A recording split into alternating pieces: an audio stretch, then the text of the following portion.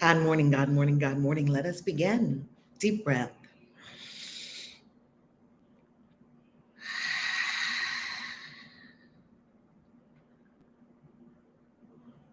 And another.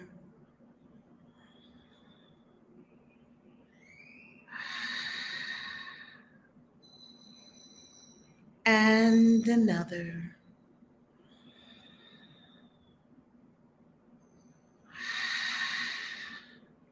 No longer identifying with the body, knowing full well that the self, capital S self, is the timeless consciousness, the immortal power essence in, as, through, and beyond the body. The self is pure consciousness. Realize this state of knowing now and hold it and drop all thoughts, all emotions, all beliefs, all notions related to time. There is only the eternal now, forever. Consciousness knows not of time and space. Consciousness is forever existence, right here, right now.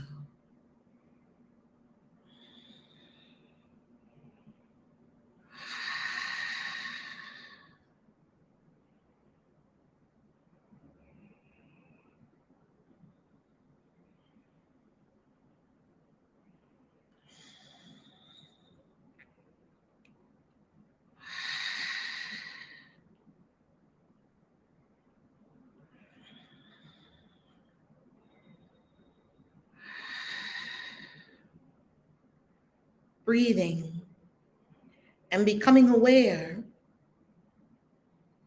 that the body is a useful instrument, not an identity. The body follows the mind. Mind is under the dominion of spirit, source, our one true love, also known as God,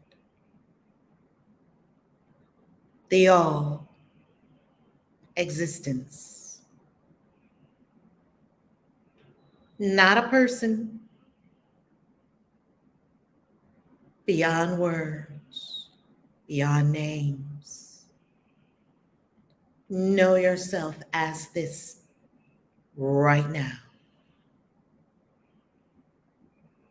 The consciousness animating the body, not the body. The body is an avatar, so you can play the 3D game.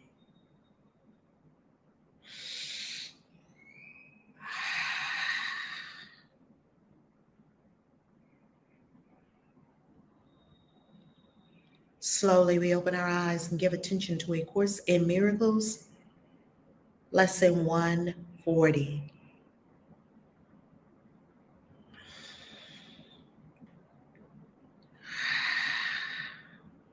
Slowly opening the eyes, yet holding complete awareness as an infinite immortal being. Welcome. Welcome to your new life. Welcome to you honoring your commitment. Look at you every day in the space, growing, transforming your consciousness, doing what you said you would do, and doing it like a spiritual gangster. I applaud you. You are so appreciated. You are so loved. If no one told you today, we love the heck out of you. Yes, we do. We love you. And there's nothing you can do about it. Lesson 140, that's what I used to tell our Boost community. I love you, and I love you forever and ever, and there's not a thing you can do to change it. Lesson 140, only salvation can be said to cure. Uh-oh. Uh-oh. The course is about to come for all the pills and all the jabs and all the procedures and all the, uh-oh. If you didn't like 136, all the way up to now, where 136 has been telling us that sickness is a defense against the truth. Before we go into this, if you just joined us today, welcome. I'm Reverend Valerie Love at your service. They call me Kayisi, the divine midwife of soul destiny. So let's give a quick recap. Lesson 136, we learn sickness is a defense against the truth, that when we don't truly want to be God and be responsible for our full divine nature, we get sick. Just to remind ourselves that we're alone and pitiful and need someone to take care of us, because that's the mad belief that humanity holds. When I'm healed, I am not healed alone. We also learned in lesson 137 that if you decide that you are no longer going to allow yourself to just become unconsciously sick, it's one thing if you're conscious and you understand what's unfolding and you see it as a lesson and you're in the bed and you're not using it as a tool against yourself. Yeah, we're talking about people that are just unconsciously sick, okay? Then we learn that if we shake the mad beliefs of the world, that all the world will be healed along with us. And that's when we agreed that we would empty out Johns Hopkins and all the children's hospitals of the world. And I held to that commitment, and I continue to hold to that commitment, as I've been holding all the children in the world who require procedures, all the children in the world who are on meds, all the children in the world who are having some kind of issue in the body temple. You can heal them because from right where you are, you don't have to know where they are. You don't have to go to the hospital. You can heal them from right where you are with your mind. Because when you are healed, you are never healed alone. Then in lesson 138, we heard that heaven is the decision that we must make. If we make one decision, all the other decisions are automatically made. And yesterday, we walked around, we meditated in the morning, we meditated in the evening at the times that were perfect for you. And every hour we reminded ourselves, I reminded myself throughout the day, and I fell asleep with it last night. I will accept atonement for myself. What is atonement? That you need some kind of absolution of your sins? No, you don't have any sins. You don't need absolution. You're perfect, you're whole, ye are God's. Atonement is at one mit. I will accept that I am the infinite intelligence backing behind the body, animating the body. I will accept I am one, the Father and I are one, the Mother and I are one, Mother, Father, God. I will accept that I am one with all my brothers and sisters. I will accept that. I will no longer go around splintered and fractured off from the whole. Today, with all that, it's been building.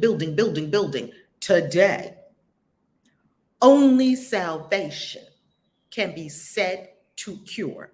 Let's go in. Cure, quote unquote, is a word that cannot be applied to any remedy the world accepts as beneficial. You can't call pills a cure. You can't call jabs a cure. You can't call more jabs or snake bites a cure. I have to use wording for it because the bots are looking for people who are quote unquote anti-veers, which I'm not. I'm not anti anything. Do whatever you like. Completely up to you. It's your choice. I stand for sovereignty. That you're a sovereign being, you're a God. You know what to do. And you know why you're doing it. And you're not doing it because someone else told you to do it. You're doing it of your own volition. Whatever you choose, I honor all your choices, because these are God's choices. So all these that the world thinks are beneficial is a word that can't be applied. What the world perceives as therapeutic is but what will make the body better. And we know this from the pharmaceutical companies because they keep trying to tell you, the doctors keep trying to tell you, no, we don't have any cure for it. Well, we can give you a medication that you have to take every day, morning, noon, and night, because you're part of our residual income for us to become billionaires. When it tries to heal the mind, it sees no separation from the body where it thinks the mind exists. When it tries to heal the mind, it sees no separation from the body where it thinks the mind exists. The world tries to heal the mind and the body, and it sees no separation from the body. Its forms of healing thus must substitute illusion for illusion. One belief in sickness takes another form, and so the patient now perceives himself as well. The pain moves. The cancer comes out of one spot, the C word, the CA word, right? We have a couple of C words that we don't use. It comes out of one spot and it goes to another spot. Or it takes another form. It's not healed. He is not healed. He merely had a dream that he was sick, and in the dream, he found a magic formula to make him well. There's two illusions going on, as we spoke of, and it bears repeating, and it bears looking at it from many angles because we so deeply believe this. You know, it's said that we have mad beliefs with intensity that have such an unconscious hold of great intensity that it keeps us in terror. And as long as we still have some fear, I have some fear of the future, I have some fear I might get this, I might get that, I might get old, I might get blah, blah, blah. As long as we have some fear about that, then we can be honest with ourselves, 150% keep it real with yourself, that maybe I still have an unconscious fear about these things. And this will uproot those unconscious fears, beloved. We had a dream that we were sick, and in the dream, we found a quote unquote cure. Yet he has not awakened from the dream, and so his mind remains exactly as it was before. If your mind is the same as it was before you went to the doctor, after you went to the doctor, you're not healed, you're not cured. He has not seen the light that would awaken him in the dream of sickness, rather than keep running back with a sickness we perceive as real to get more pills. I know this is a radical departure from everything we were told ever since children, because when we were born in the hands of a doctor. A doctor probably touched you before your mama did, before your daddy did, which is quite unnatural if you consider it. No animals born in the wild have anyone touching them other than their natural family that they are bonded to. A lion cub doesn't get born in the wild the way nature created and intended. A lion cub does not get born with a vet standing there telling the lion mom to push. The lion mom knows what to do. I don't know how we are very clear that a lion knows what to do, an elephant knows what to do, a cow knows what to do, that all of these beings know what to do to birth their children, and they've been doing it for thousands upon thousands upon thousands of years in the wild, in nature, and humans don't know how to birth the baby. It's a mad belief. It's a mad belief. And what's even more mad is that we think the person to help us should be a doctor. And we go to a quote unquote house of sickness. Never understood that. Why do babies come into a hospital? Why would I always have these secret questions in the back of my mind that no one could answer? Oh, Valerie, you asked too many questions. Well, I'd like to know. This doesn't make sense to me. Why are we doing it like this? That's how it is. Okay, now stop asking so many questions and push. Okay, you ever have the feeling, and I know you do because you're witchy and magical and a wizard or a warlock or a magical being of some form, and you probably questioned a lot of things as you were just being prodded along in the mad beliefs. And you knew things were not quite right. Well, what were you going to do? You didn't have the smoking gun. You didn't have the proof. You have the proof now. What difference does the content of a dream make in reality? One either sleeps or awakens. There is nothing in between. You can't be in between, half awake and half asleep. Either you're in your pod with that thing stuck into your nervous system, feeding the matrix, being a battery. But of course, they're playing some kind of movie in front of your eyes so that you really think you're living and you won't reject the program. Or you wake up, you pull the thing out the back of your head, Neo, you come out of your pod and you start living in Zion and actually dancing and having sex and having a real world and really seeing and really being able to understand. The matrix is exactly what we're talking about in the Course in Miracles. The happy dreams the Holy Spirit brings are different from the dreaming of the world, where one can merely dream he is awake. The dream's forgiveness lets the mind perceive. The dream's forgiveness lets the mind lets the mind perceive. Do not induce another form of sleep so that the dreamer dreams another dream. We don't just keep on dreaming when we awaken to the voice of God, the Holy Spirit. His happy dreams are heralds of the dawn of truth upon the mind. They lead from sleep to gentle waking so that dreams are gone, and thus they cure for all eternity. You don't have to keep going back and getting a filler up again, a top up. You don't have to keep going back getting topped up. I'm telling you, I know some people right here on this live stream. You run into the doctor every fill in the blank and you're getting the top up. I got to go get my prescription filled. Why? I'm not telling you not to take prescriptions. Not at all. It has nothing to do with the prescription. I'm a minister of spiritual consciousness. We're asking you to look at your consciousness. That's all. Take all the pills you want. It has nothing to do with the pills. The pills have neither the power to save you nor kill you. All that's decided in the mind. Atonement heals with certainty and cures all sickness. There you have it. Atonement heals with certainty. Drop all of the issues in the body temple. The other day, my knee was doing something and I said, oh, what is that, spirit? I asked myself that when things come up in the body temple. It said it's a memory. I said, oh, there are memories in my knee. Aha. Now, some people, as soon as they feel something in the knee, they run to the doctor. The doctor's not going to tell you anything about your mind or forgiveness or believing in time, space, and therefore making yourself old and decrepit, using canes and wobbling around. I don't care if I have to crawl. I'm not picking up a cane. I'm not doing it.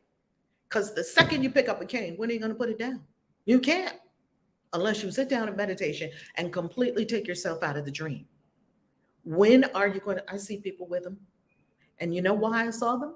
Because in my mind, there's an unconscious fear. Oh my God, am I going to get old and decrepit and need a cane? That was my mind I was looking at. I'm very clear. You're only ever looking at your own mind. Wow, that's what I think might happen. Let me go deep within, because clearly I still believe in time, space, time. I still believe in the illusion, and part of my mind is still dreaming and asleep. That's why I'm on A Course in Miracles every day. What about being on A Course in Miracles every day just so you won't have to keep getting wrinkles? Just so you don't have to pick up a cane, because A Course in Miracles, studied long enough, will absolutely take you out of all belief in time and space. And hang with the quantum physicists and they'll tell you space-time is not the fundamental element of reality. It's not fundamental to reality in any way. And that this third dimension reality that we are walking in, we can scarcely call it a reality, because now they have proven that the thing is not real. As a matter of fact, it's a great deception. Please watch Donald D. Hoffman. I've been watching him and talking about him for the last few days. I went down the rabbit hole with Donald D. Hoffman. The top of my head blew off. Rightly so, to let out a whole bunch of stray mad beliefs that I was holding before he said it to me. And sometimes we need to hear it different ways. Hear it from a quantum physicist, hear it from a spiritual person.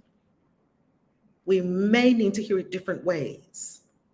Atonement heals with certainty and cures all sickness. Now, you can either continue to be in the dream and continue to believe that the doctors can do something for you. Let me ask you a question. How long have you been going to the doctor, and have they healed you yet? The answer is no. They're not in the business of healing. They're in the business of profiteering. If you have a different thought, it's okay.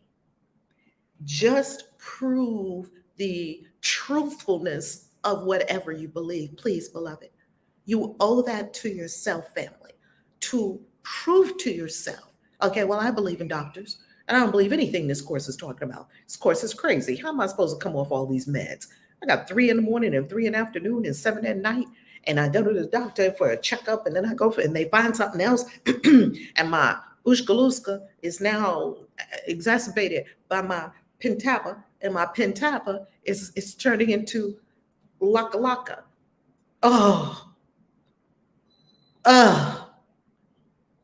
When does it end? It doesn't, unless you end it. For the mind, which understands that sickness can be nothing but a dream, is not deceived by forms the dream may take. Okay, it takes the form of a cold. Okay, it takes the form of the C word. Okay, it takes the form of the other C word. Okay, it takes the form of fibroids. Okay, now it's taking the form of arthritis in the knees. Okay, cancel, cancel, cancel all of it. Do you understand that a person who awakes from the dream does not at all have any, they are not deceived at all by the form the dream takes? Oh, it's still the same thing. It's like, you know how kids, we love kids and we love what they do. You know how kids dress up as all these different things? You know how you get these Halloween costumes for your kid? And maybe your kid dresses up as a fairy. Maybe your kid dresses up as a, I don't know, a cow or dinosaur with the big things on them. You don't mistake your kid for a dinosaur. And then your kid dresses up as something else. And then your kid dresses up as, I don't know, Minnie Mouse when you go to the little Disney theme park. You don't mistake, because your kid puts on a different disguise, you don't mistake your child for anything other than your beloved child. You know your child. Why? Because you're not deceived. That's why how we can know when we are deceived and not deceived by sickness, that we are not deceived by the many forms, and trust me, countless forms the sickness can take. Sickness where guilt is absent cannot come, for it is but another form of guilt. Boom. Here you have it. Radical.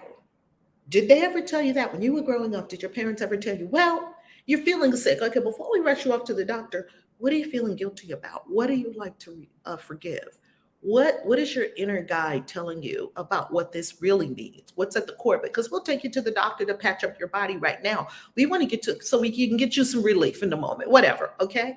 I keep telling people, you know, if I'm bleeding out somewhere on the sidewalk or whatever, please take me to a doctor and they can patch you up. And as soon as they patch me up and I can sign the papers to get out of there, right? I'm not saying that they have no merit and value. Please never take that from what I'm saying. Everything has merit and value because all things are lessons God would have me learn. Hospitals have merit and value, so do doctors. I know some wonderful doctors and some wonderful nurses. They're wonderful. Please do not let your mind go to, oh, Reverend Van said doctors are bad. No, I didn't. And you probably never will hear me say that because that would be a judgment. Nothing's bad. We're asking you, what's going on in your consciousness about the doctor, about white people, about your boo, about your mama, about your daddy, about getting old, about time, about death. That's all the course is doing. It is getting you to comb. You know how they put a comb through, that tiny comb through in people's heads and take out lice? We didn't have that when we were growing up because I think lice don't like Black people's hair because it's a little too crunchy. I don't know. Some people, and that little tiny comb would probably never go through our hair anyway, that some people were having the lice experience and you had to buy this tiny comb. The teeth were really close together so you can comb them out. That's what you want to do with your consciousness. Get the course. Is that tiny comb, and you want to comb through your consciousness and get the nits and the gnats and the bugs and the out. Sickness where guilt is absent cannot come. That means if you use lesson 39, my holiness is my salvation, my holiness is my salvation, you let go of guilt, which is the core of sickness, you won't get sick. It says sickness where guilt is absent cannot come. Yet we're going to have a hard time believing this if we have not rooted into the 7 Hermetic laws as taught in the mystery school.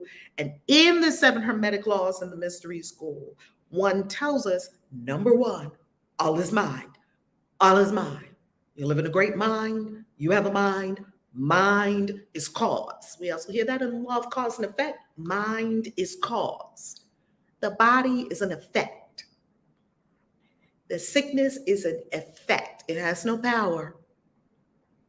And what we're understanding here is sickness where guilt is absent cannot come. Sickness cannot enter your body if guilt is not present. Atonement does not heal the sick, for that is not a cure. It takes away the guilt that makes the sickness possible. Ho, ho, ho. We ought to run around the church right now and jump up and down and shout hallelujah. That's the part in the service where you run up to the front and throw money at the pastor. Oh, whoo. Atonement doesn't address the sickness. It takes away the guilt that made a home for the sickness, and that is cure indeed. For sickness now is gone, with nothing left to which it can return. This Christ told you when he said that he cast out the 7 demons. Well, he cast out one. He said, clean your house. He said the person. Christ said the exact same thing that this paragraph is saying. He said the person cast out a demon, right? Clean their house up, right? He said, however, the demon went, couldn't find a home. And so, because it still had a home where it was, like the squirrels we were talking about the other day, it returns to its host. Why do people have to keep going to check to see if the thing came back or if the thing is gone? Oh, I'm free. Okay, another year. And they're sitting crossing fingers. Ooh, I hope it doesn't come back. Rather than, it can't come back if I were to rid my mind of what is its home and what is its inviter. You see, all things come to me bidden by myself. Nothing comes to me unbidden by my mind. Nothing can come to you that your mind did not call and actively create. It's impossible. It defies all laws of the third dimension and beyond the third dimension.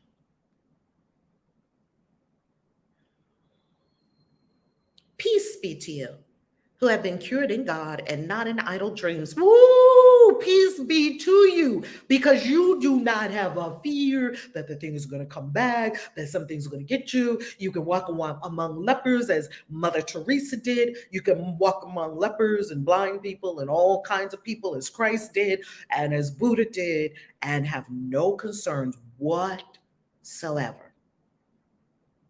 Wow. Peace be to you, because you've been cured in God. For cure must come from holiness. Holiness, wholeness. And holiness cannot be found where sin is cherished.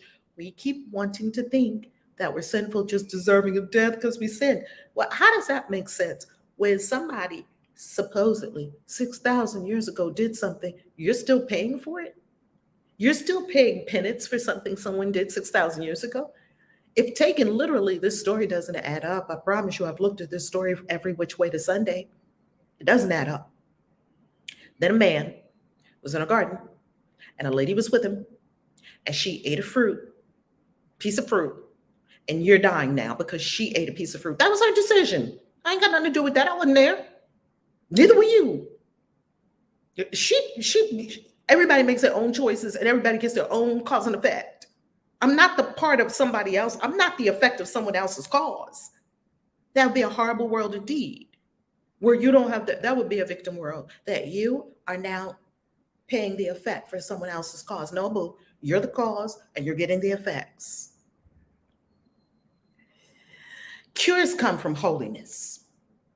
Holiness cannot be found where sin is cherished. You think you got blotches on you. That's our guilt. That's our shame. It's unconscious. If you're walking around and you're a spiritual person and you say, I don't have any guilt, I don't have any shame. Okay. Now you can either continue to dilute. I don't have any guilt and I don't have any shame, but I got a pain in my knee. I'm going to the doctor. I got pills. I got bandages. I got canes. You look at yourself. I'm getting older. I'm allergic to this. I'm allergic to that. Really? But you don't have any guilt. Do you see that that's not possible, beloved? It's not possible. It's not possible for you to be walking around with arthritis, bursitis, diverticulitis, all the itises, colitis, they got a ton of itises, don't they? They just making up more. They're going through the whole alphabet. Let's get an A-itis. Let's get a B-itis. Let's get a C-itis. What is it? Guilt. Believe you're a sinner. Believe you need punishing. What's the solution? Simple solution: holiness. I have proclaimed lesson 39 to myself thousands of times over the years. I remember when I first received it from a spirit. I was talking to Reverend Candace Ifama Barnes. Reverend Candace, she was getting to the root of his spiritual life coach when I was in my deep intervisions experience to become ready, being prepared to serve you in humility and love the best I can. I was in this deep, intense experiences of the stuff cracking and popping and coming off of me because I was deep in the dream. I was so deep in the dream, I was ready to take myself out. I couldn't see anything else. I had looked for every solution, couldn't find a solution. I looked up for all my solutions in religion and in the world. That this third dimensional where I was just looking, I was reading books and looking and looking. Spirit, and then Spirit told me where the solution was. It wasn't in this world. You had to go to other worlds, the other world, the real world. So I was talking to Reverend Candace Ifama Barnes, and I couldn't understand why I kept having these issues over and over and over. They were repeating. It was like a song just looping on repeat. Why did I keep doing these things? And I know the choices are evolve or repeat. Those are your two choices: evolve or repeat. Evolve or repeat. And repeat is not a bad thing. Repeat just shows you what you're not going to do again. Oh, it's so irritating when you repeat. I thought I'd handle this. Okay, and she got to the bottom of it. She said, what's really going on with you, beloved? And we were in a ascended state of consciousness. Deep, and I was deep going deep within myself, listen to the voice within. It's not in your mind. Your mind is going to tell you all kinds of ridiculous notions that have no basis in truth whatsoever. My mind tells me that all the time. It lies to me about all manner of things. If I listen to it, it sounds like the ramblings of a mad person. And she got to the bottom of it and she said, because I wanted to get to the bottom of it, and she was the Sherpa. And she asked me about what was going on with me, and the Holy Spirit brought it out and said guilt. And I was like, guilt? I didn't feel guilty. Guilt? Well, that's strange. Yet I didn't question it because I knew it had to be so. Guilt. So because I was like, guilt? Like, where did that come from? It was like out of left field. Guilt? Yes. Well, guess what? I didn't believe it because these things don't have to be believed. I made it scientific. I went into the laboratory of my own life and I said, okay, if this is guilt, what is its opposite? Guilt is hell. What is its opposite? Well, heaven doesn't really have an opposite because heaven is all there is. But in the state of mind that I was in many, many, many years ago when I was having this experience, I was in hell. Guilt was eating away at my being, at my soul. It was just gnawing away. So she said, like any good spiritual life coach would say, or a coach would say, because a coach doesn't put something in you, a coach draws out from you what they know is in there: infinite intelligence, infinite wisdom, infinite power. What are you going to do about that, holding this person as God? This person does not need help. If you think a person needs help, you don't see them as God. Because if you're only seeing God, you wouldn't see anybody that needs any help. No one needs help. Everyone's God. Everyone can do it. Everyone is God. Ye are gods. Well, in that moment, the voice for God spoke to me and said, of course, Miracles Lesson 39, because anything that's ailing you, anything that's recurring in your world, I had so many recurring issues. Oh, beloved, I had so many recurring issues. And it was painful. And I was a victim. And I was curled up in guilt. Not so much shame, more guilt, just tons of guilt. So I said, okay. So Holy Spirit gave me the voice for God, right? You could call it Holy Spirit, voice, intuition, higher self, holy guardian angel. We have a lot of terms for it. That thing in you that tells you the right way to go. You've heard it many times. That thing in you that's telling you, get your keys. Oh man. And then you lock yourself out because you don't listen to it. You know, that thing that tells you, big booty, but crazy. And we don't listen to it. That thing that tells you, fine ass dude, amazing car, hung, but no. Yeah, I was there. I lived that drama, okay? And many of our clients have lived these dramas, I promise you. Well, that voice in me, that thing in me said, ACIM lesson 39. Now, in order for it to give you the answer, you would have had to already been in your studies, or at least walking through a bookstore and the angels kind of tipped the ACIM book off the shelf at you. Like, oh, this book looks like it's falling off the shelf. Let me push it back in. No, that's what an unconscious person would do. Huh, I think this book is for me. I just grabbed it off the shelf and took it and bought it. I didn't even know what the fuck it was. And lo and behold, okay. For the first few years I had the book, couldn't even read it. Couldn't even read it past 3 or 4 or 5 sentences. Now I can just read the whole thing and yep. Prove that to myself. Prove it. The course is not asking you to believe it. And so it gave me A Course in Miracles lesson 39. My holiness is my salvation. So I decided, since I had the answer, guilt, and I had the cure, holiness, I decided I'm going to walk around with this in my life. Please know you cannot just come on A Course in Miracles in the morning and say, okay, I did it, it's done. No, it's not. This is the precursor. This is the warm-up. This is in the locker room every morning before the game. You're getting ready to go into the game. Yay! And we're going to win the championship. You're going to win the championship of consciousness. You're about to go into the game today. You have the game where your boo lives and your kids and all your loveliness, all your houses and your cars and the money and all of that, and your businesses and your schooling and all of that lives in the game. And can you see, it doesn't matter what you do in the game. It's all a game. It's not real. And it's not going to last but for a minute. Okay, call it, I don't know, maybe 140 years you'll be in the game in this way. Then your avatar body kind of, when you're done with it, you'll drop it and you'll go get another avatar body because you will have already learned the lessons of this avatar body, right? Well, I decided to use it in the game. Okay, I'm in the locker room. The problem is guilt. The answer is holiness. Let me walk around in the game and use it. You need to apply it. That's what practical spirituality is about. That's what I'm about. That's all we talk about on this channel, in this work, is practical spirituality. We don't talk about just high esoteric ideas without bringing it down to, how am I going to use this in the game? Okay. So this is what I did. I said, okay, I'm ready for the game. I put on my gloves. I put on my gear. I got the ball. I said, okay, I'm ready. Here I go. I wasn't 10 minutes into the game. I was making my coffee. And while I was making my coffee, I was putting in milk. And here came the guilt. I was putting in sugar and I saw it. Oh, I shouldn't be putting this sugar in my coffee. I was like, aha! Guilt. I was guilty. It was a silent, low murmuring in my consciousness of guilt. It wasn't loud. It wasn't apparent. Why do you think we keep doing these things over and over? Powerful soul, spiritual gangster, because they're unconscious.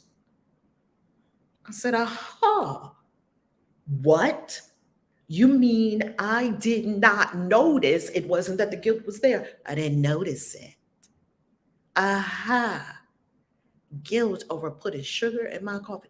Guilt over sugar. I shouldn't eat this sugar. A should? A should is in my consciousness. That's nothing but guilt. Don't should on yourself. Wow. Okay, let me take a note. My holiness is my salvation. I just went straight into it. You don't have to dance with the guilt. You don't have to tango with it. You don't have to say, no, guilt, I don't want you, get out. Try to push it out the door. What you resist persists. All you do is apply the solution. My holiness is my salvation. I'm the holy child of God. The holy child of God can eat sugar, can eat hamburgers, can eat anything in the third dimension. It don't really matter. I don't know. We think these things that we're doing in the third dimension. I still believe this stuff that we're doing in the third dimension really has some kind of effect, because I ate an acai bowl, which is an effect, yesterday. So wonderful with the blueberries and I just like it. It just tastes better to me than a hamburger. Now, I used to love hamburgers. To me, it just tastes better. I don't know, higher vibration, whatever, in the third dimensional game. Please know that nothing in the third dimensional game can override your consciousness. A hamburger or an acai bowl is whatever you say a hamburger and an acai bowl are. That's how powerful you are. Magnificent being of love and light. That's how powerful you are. And as Dr. Chua Lee says, you always get to be right. She's teaching next Friday at the Christian Witches Convention. If you don't have your tickets yet, Sunday is it. So I walked around, I used the solution, and I chipped away at the mountain of guilt. Sometimes whole boulders fell off, sometimes little rocks and pebbles fell off, until I could no longer see guilt in everything I was doing. I felt better. I felt freer. There was an aliveness in my body. There was a lightness about me. There was a less self-sabotage, because guilty people sabotage themselves all the time because they think they deserve punishment for something they did. Why was I so steeped in guilt? Why did I discover a mountain of guilt in my consciousness? Because I was brought up from age 3, 4 to age 30.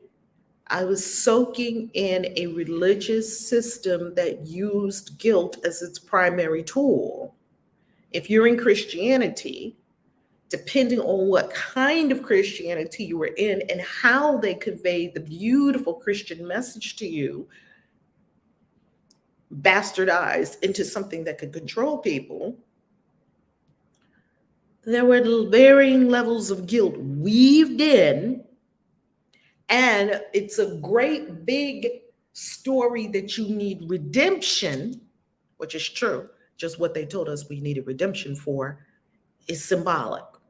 You need redemption, yes, from your own mind. And you need a savior. Yes, that's you too. You're the redeemed and the redeemer. As soon as you decide, because ye are God's, the power is nowhere else other than with you.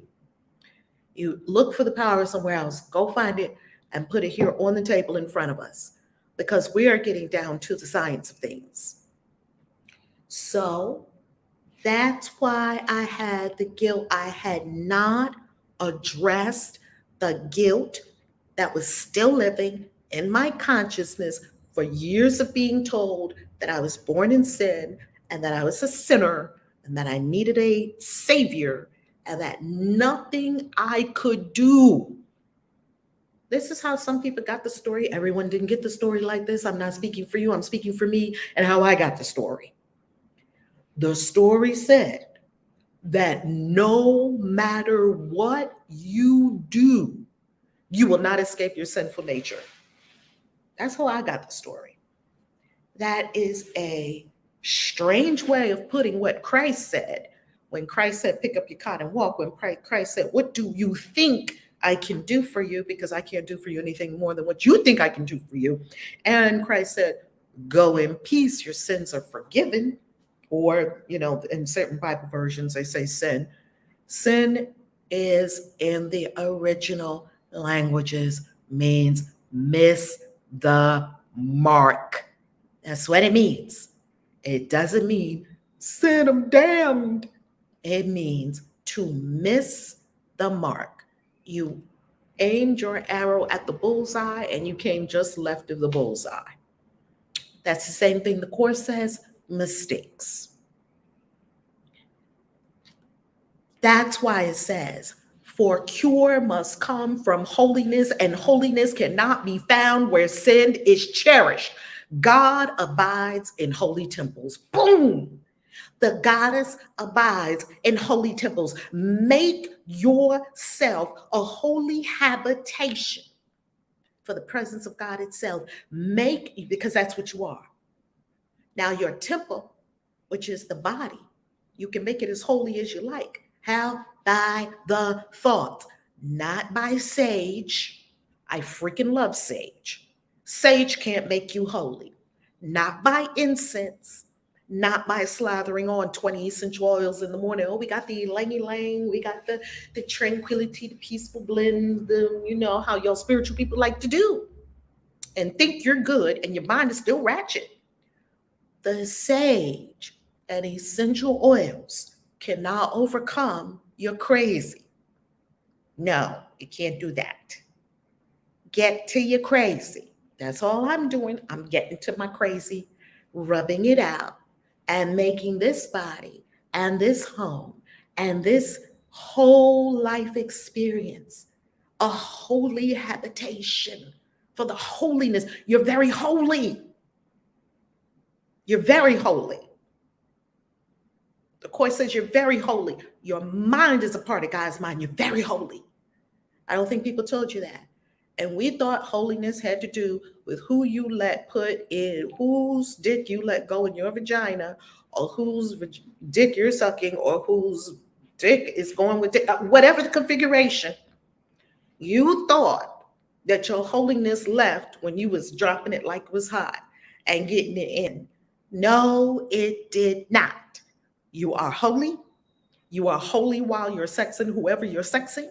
You're holy while you're smoking crack. You're holy while you're slapping somebody. You're holy while you're fighting. You're holy while you're arguing. You just haven't recognized your holiness. Your holiness never left.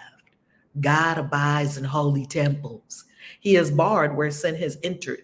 The part of my mind that still believes I'm sinful is barring the presence of God. Therefore, that part of my mind is staying dark. Therefore, the light cannot come in because I have barred the door. Therefore, that is the home of sickness in my mind. Yeah, there is no place where God is not. There's no place where he is not. There's no place where she is not. And therefore, sin can have no home in which to hide from his beneficence. Sickness cannot ultimately hide from the grace of God. There's no place where holiness is not, and nowhere sin and sickness can abide. There's really no home for sin or sickness. There really is none. In reality, this is the thought that cures. There's no home for sin or sickness. I am the holy habitation of spirit walking about on the planet. It does not make distinctions among unrealities. It doesn't call one sickness worse than another, nor does it seek to heal what is not sick, unmindful where the need for healing is. This is no magic. It is merely an appeal to truth, which cannot fail to heal and heal forever. It cannot fail to heal and heal forever. It is not a thought that judges an illusion by its size. Oh my God, this is so big. But this is kind of little. We don't need to cut you yet. But if it keeps going, the illusion is not worse because it's bigger. It's seeming gravity. Oh, this is really serious. Oh, well, this is just on your toe. It's not that bad, but we're going to keep an eye on it. Oh, but this one's really bad. It's not doing that. Or anything that is related to the form it takes. We have no judgments at all about the form it takes. We just know what it is. Oh, this is my sickness. This is my defense against the truth. This is my guilt showing up. This is the part of my mind. The part of my mind that made this up is the part of my mind that is in the darkness. It merely focuses on what it is and knows that no illusion can be real. No illusion can be real. Let us not try today to seek to cure what cannot suffer sickness. Don't try to cure a holy self. Healing must be sought but where it is and then applied to what is sick so that it can be cured. There is no remedy the world provides that can affect a change in anything. Bam. There is no remedy the world provides that can effect, right? That is a causative agent, effect a change in anything. There is no pill that can change anything. I'm telling you, this is saving me a lot of money in all of these high-end skin preparations. You know, you got to get this kind of oil, and then you got to get this kind of, and then you got to get this kind of serum, and then you got to put on this. It's saving you a lot of money in high-end skincare, which is really, I love it. I bet you if I wash my face with only water every day, it would look exactly the same. I believe in it. And I haven't stopped using it because I like it, which means on some level, I still believe it. I still believe that remedies in this world can affect a change. I don't see that my mind gave the power to the serum. The serum is sitting in a bottle on the counter in your bathroom or wherever it is.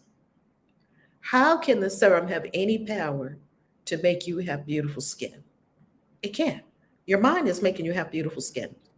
So I started deducing, well, if my mind is doing it, can I just skip the step of buying all these serums and scrubs and toners and tighteners and fixers and pore cleansers and scrubbers and spirit. Can I just let my mind do it? Yes, but your mind still believes in these things. Wow, my mind still believes in these things. Okay, let me stay in A Course in Miracles. There is no remedy the world provides that can affect a change in anything. The mind that brings solutions to the truth is really changed. What I want to do is bring all my illusions to the truth. And you don't want to just jump up one day and stop all your meds. You want to do this work within yourself, and you will notice that all of a sudden the blood pressure is corrected and the doctor's like, wow, I take you off this med. Yeah.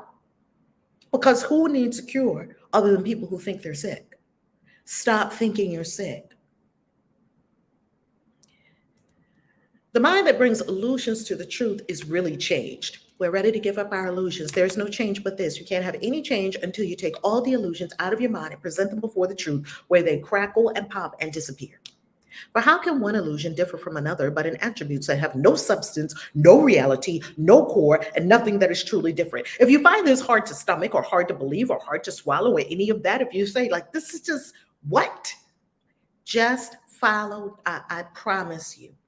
Go to Donald D. Hoffman, pull him up on YouTube, watch about 10 of his videos, just spend the whole day with him, and you will understand everything that the Course is saying. You'll say, wow, we found the scientific proof. He said this thing that we're living in, this stunt double thing, he said none of it is real. Your body, he said, is an icon. And literally, he said, your body is an icon that other people make up in their minds when they look at you. So when they look at you, they're not even looking at what's really there. They're looking at the icon they have made up in their mind about you. Isn't that? If we knew how powerful the mind was, we would use it for everything. Today, we seek to change our minds about the source of sickness, for we seek a cure for all illusions, not another shift among them. I'm going to go from one illusion to another illusion. I'm just going to shift from illusion to illusion. No. Please, Spirit, today, change my mind about the source of sickness. Because I want a cure for all illusions. I don't just want some of my illusions to go away. I want all my illusions to be cured. We will try today to find the source of healing, which is in our minds, because our Father placed it there for us. The source of healing. It didn't say, take another pill, get another this, get another that, get another this, get another that. Go to the source of healing. Take me to the source. It is not farther from us than ourselves. It's not farther from you than yourself, because your Father put it inside your mind.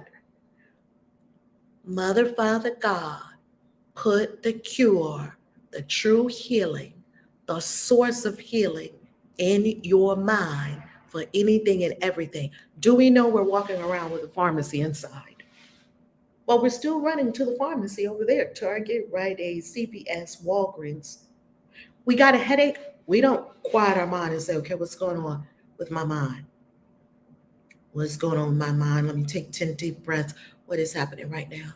That it seems that there's a pain in my head. Oh, you're thinking too much. Okay, let me chill and meditate and take the pressure off my head and relax and breathe. Headache's gone. You might say, drink some water. You drink a whole glass of water. Maybe the avatar is dehydrated. We don't want to acknowledge that the mind is the greatest pharmacy inducer ever, because you can turn on over 600 chemicals inside your body, and you're turning them on with your mind. Yeah, please, God, show me the source of healing in my mind where you put it. It says, it is not farther from us than ourselves. It It is as near to us as our own thoughts. So close, it is impossible to lose. We need but seek it, and it must be found. Whoa. I have the cure, the true source of healing inside my mind, where source put it. And I don't have to make it up. All I have to do is seek it, and it has to be found. I can't lose. I have to succeed. We will not be misled today by what appears to us as sick. We're not going to be misled. Please don't be misled by all your canes and your pills and your potions and the this and the that. Don't be misled. Don't be misled by others either. You go to see someone in the hospital, simply be in love. Simply be in love. Don't go in there. The course said you ain't sick. This is an illusion. Get up and get out of here. That would not be compassionate. We're simply going to hold the truth. The holiness of God is here. What are you doing? Oh, I'm simply affirming, just saying some affirmations, truth. Not for you, because I'm here in the hospital looking at you, so I must have something going on with me too, right? Yeah, I must believe in this because it's in front of me. So let me affirm the truth for myself and for you. Because when I'm healed, I'm never healed alone. We're not going to be misled today. We go beyond appearances today and reach the source of healing from which nothing is exempt, nothing's too hard, nothing's too big, nothing's too advanced, nothing's too horrible. And we have many people that have done it. And the doctors call it a miracle. And they are right. We are in a course in miracles with an S. And lesson 77 said, I am entitled to miracles. My sister, Reverend Danielle Randall, that is like her favorite course lesson. Like we all have a course lesson that is just like our jam. Mine is 50, hers is 77. I am entitled to miracles. If miracles have not occurred, something has gone wrong. I am entitled to miracles. All I have to do is claim them. They're not some random thing that happens after you pray. Maybe I'll have a miracle, but the person in the bed caught the miracle and not me. It was so close. I almost had a miracle. No, there's no random miracles. There's no stray miracles. There's no peculiarity in miracles. There's no a specificity only to this group of people or that person or people who pray. Miracles are natural expressions of love. We will succeed to the extent to which we realize that there can never be a meaningful distinction made between what is untrue and equally untrue. Here, there are no degrees. You don't have a sickness that's worse than something else. And no believes that what does not exist is truer in some forms than others. Yeah, I can believe that I can heal my toe, but I don't believe I can heal fibroids. All of them are false. Take a wholeness approach. They're all false and can be cured because they're all equally not true.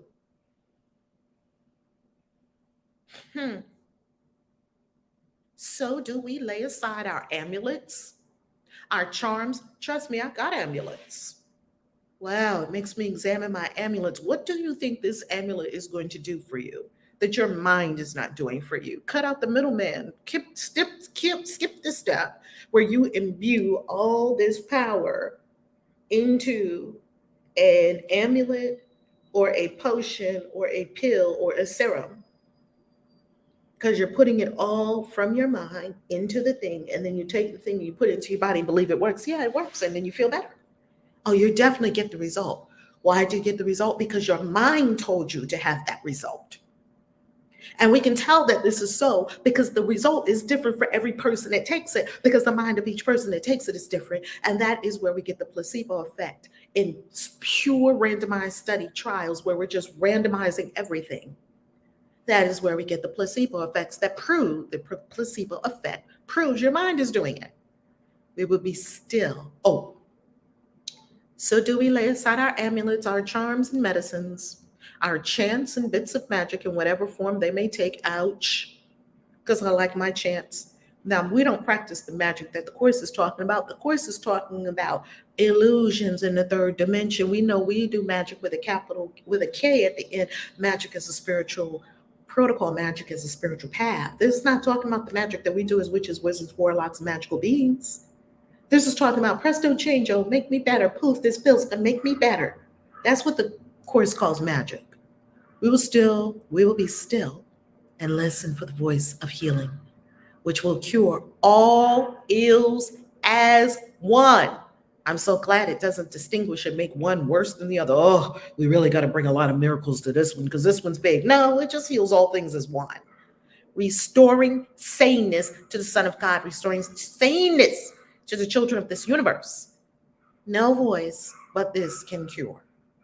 No voice. Notice the voice that cures is a capital V voice, and the little voice, the voice of the doctor, the voice of your lower mind, the voice of this person, the voice of that person, the voice of the medical establishment, voice of the government, all the voices we heard in 2020 and 2021, I did not heed not one of them. Not one. I could not find truth in not one of those voices. Not one. So I went to the dimensions beyond. Today we hear a single voice which speaks to us of truth, where all illusions end and peace returns to the eternal, quiet home of God. Don't you want to be in peace? Of course. We're not going to wait until you die and go to Shady Grounds Cemetery, Shady Pines, or whatever. Have your peace now. We waken hearing him. You waken hearing the voice for God. And let him speak to us 5 minutes as the day begins, 5 minutes in the morning. We listen and let the voice for God speak to us. And in the day, by listening again, 5 minutes more before we go to sleep. Before we go to sleep, we listen for the voice for God. Our only preparation is to let our interfering thoughts be laid aside, not separately, but all of them as one. First, let me stop thinking about this problem with the kids. Okay, next, let me stop thinking about this problem with the money. Okay, next, let me stop thinking. No. Dump all your thoughts in a basket, set the whole basket to the side. You might want to pick up the basket again at the end of your meditation, but I promise you probably won't want to. Just lay them aside. They're all the same. They are the same. We have no need to make them different, and thus delay the time when we can hear our Father speak to us. We hear him now, we come to him today. Don't say, yeah, but I have to hold on to this horrible thing that the doctor just told me because this is very important. I have to make a very important decision. Lay it all aside, beloved. It's only 5 minutes. And let the voice of God speak to you. With nothing in our hands to which we cling, because we put all the thoughts to the side, with lifted hearts and listening minds, we pray. Only salvation can be said to cure. Speak to us, Father, that we may be healed. Speak to me, universe. Speak to me, Mother, Father, God. Speak to me, Olodumare. Speak to me, Allah. Speak to me, infinite intelligence, infinite source. Speak to me. And we will feel salvation cover us with soft protection. You'll feel it. And with peace so deep that no illusion can disturb our minds, nor offer proof to us that it is real. People try to convince me that they have problems and then ask me to pray for their problems. I do not pray for any people's problems at all because you ain't got no problems. I pray when people, oh, I'm just having such an issue. I'm just having this. I'm just having that. People, they share that with ministers and it's beautiful. I love it. I never usually say the prayer that people ask me to pray. Oh, please, Kaisi, I know you could do. Please pray for this. Beloved, I just love you so much. Yes, I'll pray. I don't tell them what I'm praying for. Why should I? Or what I'm affirming on their behalf. I just go to heaven. They still think that they're. What I'm asking is that they come to their right mind. Yep, that prayer is always fulfilled. And we will feel salvation cover us with soft protection and with peace so deep that no illusion can disturb our minds, nor offer proof to us that it is real. This will we learn today. Today we learn that there are illusions and that these illusions cannot come in to disturb the peace of the holy mind of the child of God. And we will say our prayer for healing hourly and take a minute as the hour strikes to hear the answer to our prayer be given us. As we attend in silence and enjoy, I feel the peace because I know only salvation can be said to cure. I know where the cure is. I was leaning on these pills. I was leaning on these jabs. I was leaning on this fill in the blank. I was hoping it would work. And now, in joy and in peace and in certainty, I have found the source of all healing and it's inside my own mind. Wow. This is the day when healing comes to us. This is the day when separation ends and we remember who we really are. Beloved, this is the day you drop your canes in the name of Jesus. This is the day you drop all your sickness and your unhealed issues. This is the day you drop all your old mad beliefs. This is the day you drop all of that stuff out of the body temple that doesn't serve you and is not appropriate for the holy habitation of source itself. This is the day you drop all your itises. This is the day. We knew this day would come. This is the day. Boom. That is, of course, Miracles Lesson 140. Come up to stage and tell us what you're dropping. Put it in the chat on YouTube and Facebook. What are you dropping? I'm dropping this knee issue because something in my knee, good Lord, I was reading all that and I wasn't even on screen share. Please tell me I was on screen share. I thought I was on screen share. Please come to the stage and tell us what you're dropping. Just drop it. Just drop it. Just drop it. Just drop it.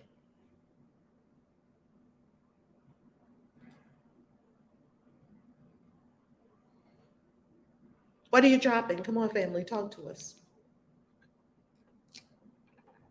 Just drop it. Grand Rising for those in the Western Hemisphere of the world. I am dropping my false belief that there is any lack or limitation in my life. That's what I'm dropping. Ashe, everyone. Ashe. Dropping all beliefs and lack of limitation. Drop it. Ashe, everyone. Ashe. Ashe. Ashe. What are you dropping? Hop up here, family. What are you dropping? Just drop it. I was supposed to get on stage yesterday, and I kind of chickened out when Harmony was sharing about family. And I'm dropping my beliefs on family. I had a lot of guilt over my relationship with a daughter of mine and another daughter that I put up child for adoption. And I was feeling really guilty because I don't feel that bond with either one of the girls. And I know now that it's okay. Like, I've never been one of those people that was really tied to a family that I'm related to. I've always picked my family up over time, like in my life and situations. And you guys are my family now, and I'm okay with that. I'm free to drop the guilt of not, I guess, having those certain feelings that the world says you should have for your family. Like, between yesterday and today, I have been freed of that guilt, and I'm complete. Where is the child now? I have one that I put up for adoption at birth when I was like 18. She lives in South Carolina. It was an open adoption, so I had information about her up to like 5. So I'm not quite. I think she's still in South Carolina, and I don't know. Like, it was very hard to put her up for adoption. Like, I think I fainted in the hospital. My sister was there. But after that, I just felt like I had a baby for someone. And the same thing with my other daughter. Like, she lives with her paternal family by choice with her aunt. However, I just feel like I just had a daughter for them. And my mom is like, well, that's your daughter, and you need to let her know you love her. And I'm like, I do. Like, she don't fuck with me like that because she got a family. Like, I'm not her mom like I am to the rest of them, and that's fine. And I felt guilty about that. I felt guilty that I didn't give a damn about family reunions. I never really did. Like, I don't know those people, never really grew around them, so it's like I didn't know them. And whenever it was a family reunion, like, if there was a family reunion, I choose Christian Witches Convention over the family reunion. Like, we can't sit around and talk about magic. I sit there and look at them, and while they looking at me, looking like my mom. So I've always just felt guilty, I guess, because I didn't, value family the way others did in my mind. And I no longer have to, and that's okay. And I'm just I feel very, very free right now. Question. This is very important. I'm so happy you brought this up. I am Mermaid Q. Woohoo! Money in the vortex, money in the vortex, money in the vortex. Money in the vortex. Thank you so much. I am Mermaid Q on YouTube. That is so freaking awesome. I realize I haven't said money in the vortex in a long time, and I need to say that. I need to say that. Thank you. Thank you. Thank you. Money in the vortex. Now, Angel. And this is for everyone who had abortions, because I hear this from people that have abortions and from people, and now from Angel, as Angel shared about the having the child for someone else, giving the child up for adoption. What told us that there was something wrong with that? I wish more people would have the strength to be able to own their truth and say, I don't want this child. Some people do. And here, you can have it. You can have this child. I wish more people were that courageous because it's honest. How many people don't want to be mothers and fathers, but the obligation, we were told, well, you made your bed, you got to lay in it. Oh, and you got a baby? Well, now you got to take care of that baby. No, you don't. Well, you got to get pregnant, you got to have that baby, you got to raise that baby. How many people raise children that they didn't want and fuck the kids up? I wish more people were honest and said, I don't want to be a mom. I don't want to be a dad. What can we do? Someone says, I want to be a mom. I want to be a dad. Great. Here you go. Baby, I love you. I don't want to be your mother. We can't even say that in honesty because society is like, oh, that's terrible. No, it's not. It's honest. So people would rather just mess kids up, thinking that the kids don't know that that they're not really wanted. Kids know. Yeah. I applaud the honesty and the courage.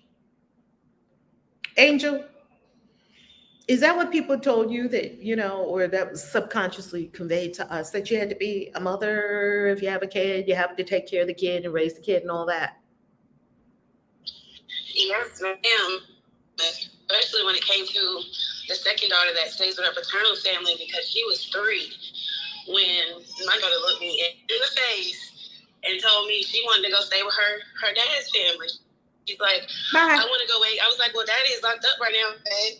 She's like, I want to wait for him. And I was like, okay. And she went, and my mother had a cow. My mother was like, you shouldn't let children make their own decisions. I'm like, Mom, she was very clear. She's like, she was 3. 3-year-olds don't know. And I'm just like playing the whole thing about it. And now I know exactly what happened. Like, that little girl knew what she wanted. Like, her spirit knew. But yes, it was others. It was others that were saying what I should and shouldn't do as a mother. And that's all right. Like, I'm free today. Here's a question that came up for me. Do you sense or intuit, and it's okay, you don't have to answer this question because this is a private matter, and the only reason I'm asking this question is because you brought this forth. Do you intuit that you had more children to atone for the one that you gave or the ones you gave away? Was any of that in there?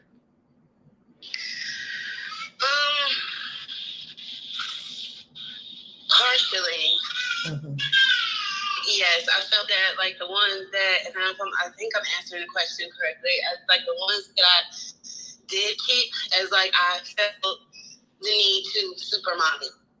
And love on really, really hard because I didn't do it with the other ones, I guess. I love that you're so honest with this and open and transparent because it frees so many people. There are moms listening to this, dads listening to this, and we have tremendous guilt around what we did or did not do for children that came through us. And this is the day you drop all that guilt. You drop it. The guilt is not helping you or them. This is the day we drop the guilt about the kids the abortions. This is the day you drop the guilt about the kids you gave for adoption. This is the day you drop the guilt about what you did with your kids when they were growing up, the mistakes you made with your kids. This is the day we drop all guilt. I love that you brought this up. Oh my God, because I feel like a boulder's just rolled off of a whole bunch of parents all around the world. Thank God. Thank God. Was anyone trying to get Wendy on the stage? Because Wendy, for some reason, it's not working. I don't know. Wendy, you're really powerful because your mind. Yes, she's up here. I've been trying, Rev. Oh, good. Okay. Thank you. Because sometimes these icons, sometimes Clubhouse doesn't work exactly the way we plan. Continue. Yeah. Good morning. Good morning, Latoy. Good morning. I erase sickness from this body and I bring honor and love to my temple. I am complete. That's what you're dropping today. All sickness, forever and ever. Amen. Amen. Forever and ever. Forever and ever. And you know what's beautiful about it? It's real because we realize what it is and we no longer need to use that. Yes? Yes, it's a crutch. It's an excuse and it's an escapism. I feel like you get sick so you don't have to do something. So I'm definitely erasing it and bringing honor and love to this temple. Love it. Love it. What you're dropping, what you're releasing. Good morning. Yeah, good morning. I just wanted to thank Angel for her share and what she brought to us today. I grew up hearing all my life basically that I ruined my mother's life and career because she was going to be this big time model, and then she got pregnant with me before she walked across the stage, and then so all that was over. Like my grandmother said it over and over and over, like it was like a soundtrack.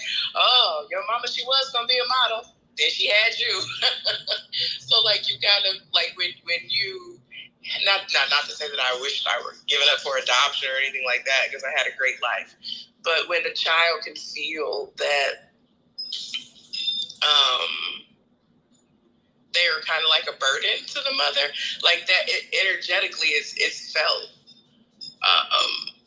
And I do feel like a lot of people keep the child out of obligation. They don't believe in abortion, and they don't believe in adoption, but then the child is kind of brought up in a way that maybe not be the best, or the child grows up feeling that unwantedness, that unworthiness, and then so when my parents had the twins, they had the twins on purpose.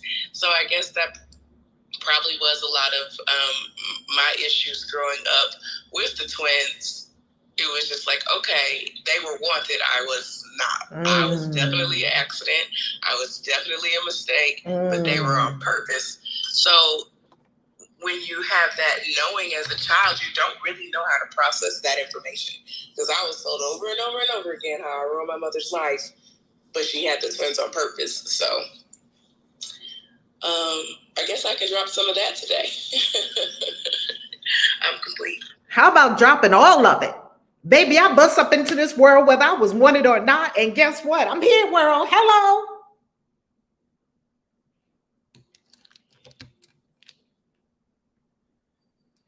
And you know what's very fascinating? Did your mom ever say that, or was that only your grandmother voicing it? I do. Well, my mom never said it in the way that my grandmother did, but my mom would repeat the things that she was told by my grandmother. She definitely always told me I ruined her body. That was definitely what she said.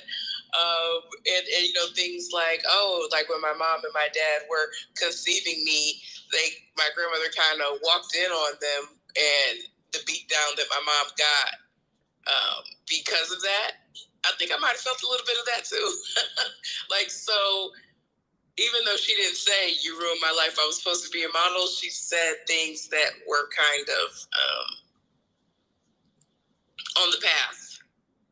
So it may not have been those exact words, but she would show me her stomach all the time. You did this to my stomach. I did jack her stomach up though. Like I jacked that stomach up. But it wasn't like, you ruined my life, I was supposed to be a model. But it kind of was the remix to that song. Maybe not the exact same words. Oh, let's stop telling kids what they did. The kid didn't do it. That is the process of birth. The kid didn't do it. The kid didn't mess up the body. That is the process of nature. Any kid would have stretched out a belly. We have to stop telling children things like that. And now they're walking around with it for the rest of their lives until they meet a wild woman on YouTube that says, hey, no, forgive all that stuff. Drop that. No, it's not helping you. The kids are innocent. The kids did not. You did this to my body. What a thing to tell a child. No. You didn't do that to your mother's body. Pregnancy did. If it wasn't you, it was going to be another kid. If you and her father, if your mama and your daddy was dropping it like it was hot, some kid was going to come through and was going to do it. It wasn't you.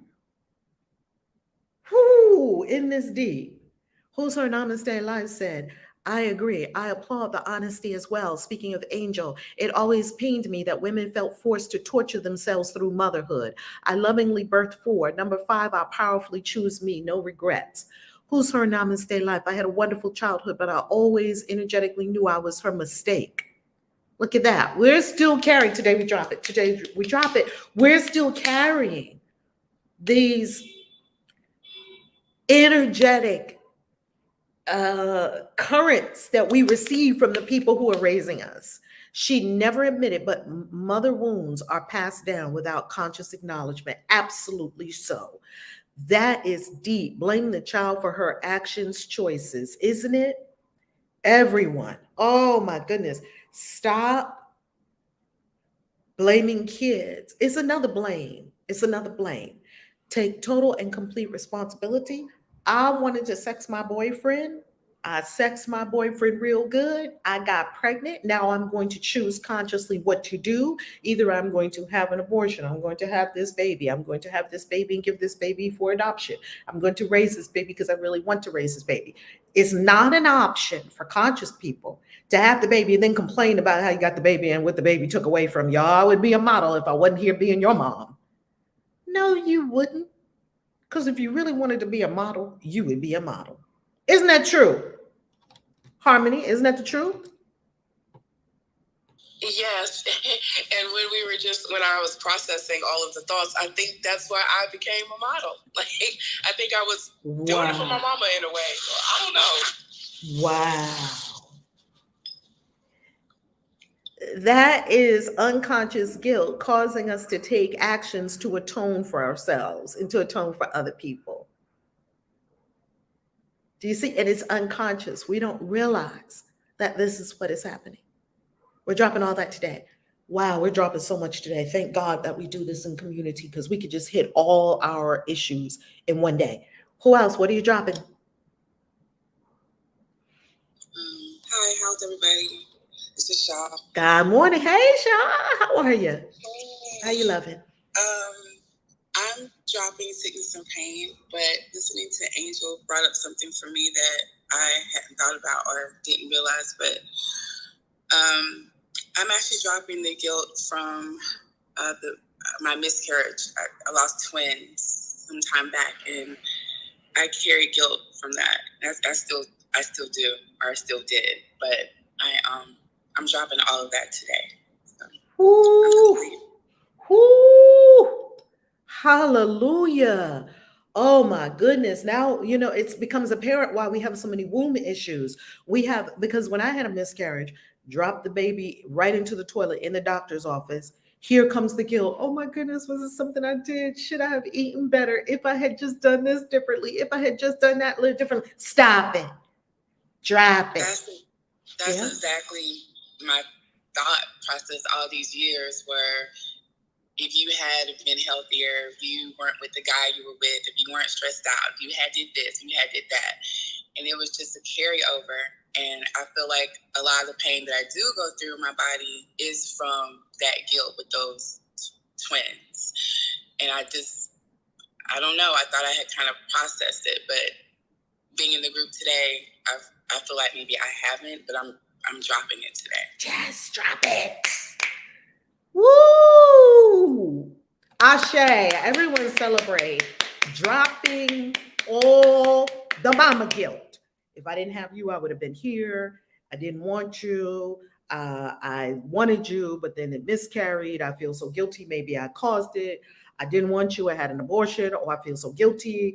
Oh, I feel so guilty. My mama found out I was sexing my boyfriend. Now I feel so guilty. If I didn't have these children, this is what my life would be. Oh, I want to give these children up for adoption, and I feel so guilty. Drop all that guilt. Yes, family? We're dropping it all. Yes. And it feels good. It feels good to drop it, and it feels good to be aware, because until this moment, I never was aware. And like out of all the things I've ever done in my life, when I was on the billboard in Cleveland, my mama was so proud. When the Cavs won the championship, and then right after my Nike commercial came on, my mom was so proud. Like, those were the things that tickled my mom's fancy. I got on a magazine. Those were the things that my mom was like, yes. So it was like, I felt like I didn't even realize it until this moment. I was doing all of that to kind of make up for ruining her life so she couldn't be a model. And I never knew that until this moment. So it's so crazy how we do things unconsciously to try to make up for something that probably wasn't even our fault. So if nothing else, I'm grateful for that awareness. Woo! Because we want to be good girls or good little boys or good people. And we don't want to see our mother and father in pain. Children are super empathetic, how can I fix it? And children always internalize everything and make everything personal. If they see the two parents having a fight, they take it personal. That's why it's very damaging to young psyches. They take it personal. Could it also be that you were unconsciously giving your mother her modeling career that she supposedly never had because of you, so you're trying to make it up? Could it also be that she was vicariously living her modeling? Well, we don't know because we can't ask her because she's not here. I'm just posing a question. Vicariously living through you. She never. I would say I've seen my brother make his kids do things that he wanted to do and didn't do. Like, he always wanted to be a wrestling champ, so he made my nephew wrestle, and my nephew hated wrestling. He wanted to swim. My brother was like, oh, that shit's gay. You're not going to be a swimmer. You're going to wrestle. So I've seen my brother do it, and I don't feel like my mother did. She never offered it to me, asked me to do it. It suggested that I do it. So I don't think it was the same energy, but I feel as though those were her proudest moments. My mom came to she would have came on set if she could. She came to every movie premiere she did. Like, she was my biggest cheerleader when it came to that aspect of my life. And those were the things that she shared to her social media. Like, look at my baby type of things. But I don't feel like she ever asked me to or suggested that I do it, because I've seen what that kind of looks like, how my brother was with my nephew, wanting him to be a state champion.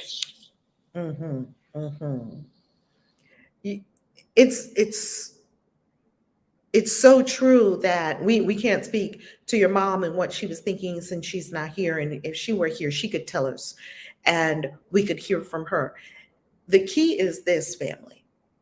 Any unconscious behavior is going to bring about negative effects in the third dimensional plane. We are simply making what is unconscious conscious and letting go of all our guilt. Who's next? What you letting go? Drop it. Today is drop it day. Good morning, family. Hola. I wanted to piggyback on what Angel said at first. Yes, I was guilty because of me not wanting my children.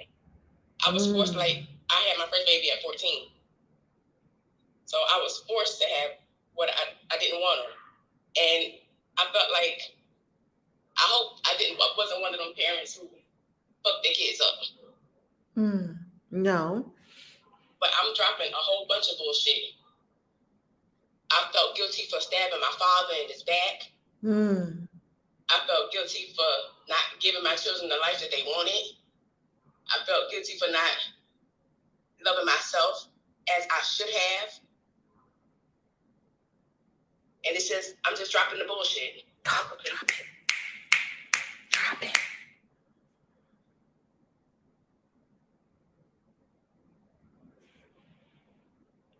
How do you feel to tell yourself, Wendy, the truth and drop it, that there's no guilt for any of it? Or choices we were making, no guilt? I feel a lot lighter. Like, I held on to me stabbing my father so dear to my heart because I knew that was wrong. And it was no other way that I could get around it. And I held on to that. My heart was heavy for that. And it feels good to be able to drop it. And my heart feels a lot lighter. That's right. Here is something that can help us with things we did. Stabbing people, slapping people, fighting people, punching people, wishing ill on people. All the things we did when we were not aware of, we just were not aware. Here is how to look at that. No one can act beyond their level of consciousness. We simply can't. So even though we may know in the moment this is not a good thing to do, we're still going to key the car. We're still going to slash the tires. We're still going to come for the person. Why? Because that's what we know to do. When you know better, you do better. That's what you knew to do then. And guess what? While I do not condone it, while I take 100% responsibility for my yesterday self, I do not judge my yesterday self. That's the key. I learn from my yesterday self. I grow from my yesterday self. And most of all, I thank my yesterday self because that bitch got me where I am right now. Right, Wendy? That's how you get to hold it. No guilt. Yes, we knew a lot of things was wrong. We knew stealing was wrong. We knew lying was wrong. We knew all that shit was wrong. We were still doing it. Right. Like, I held on to being guilty. I made sure my parents were like undercover crackheads. So I made sure that I didn't fall victim to being a product of my environment. Even though I was hearing rumors that my brother was doing things. And I was like, are you serious? Look at how he was raised and where he came from. Like, are you serious? I held on to a lot of guilt. And I have to let go of the guilt now and the feeling like I'm the only one left. So I have to let go of all of the guilt and all of the bullshit. Just to let the light live through me.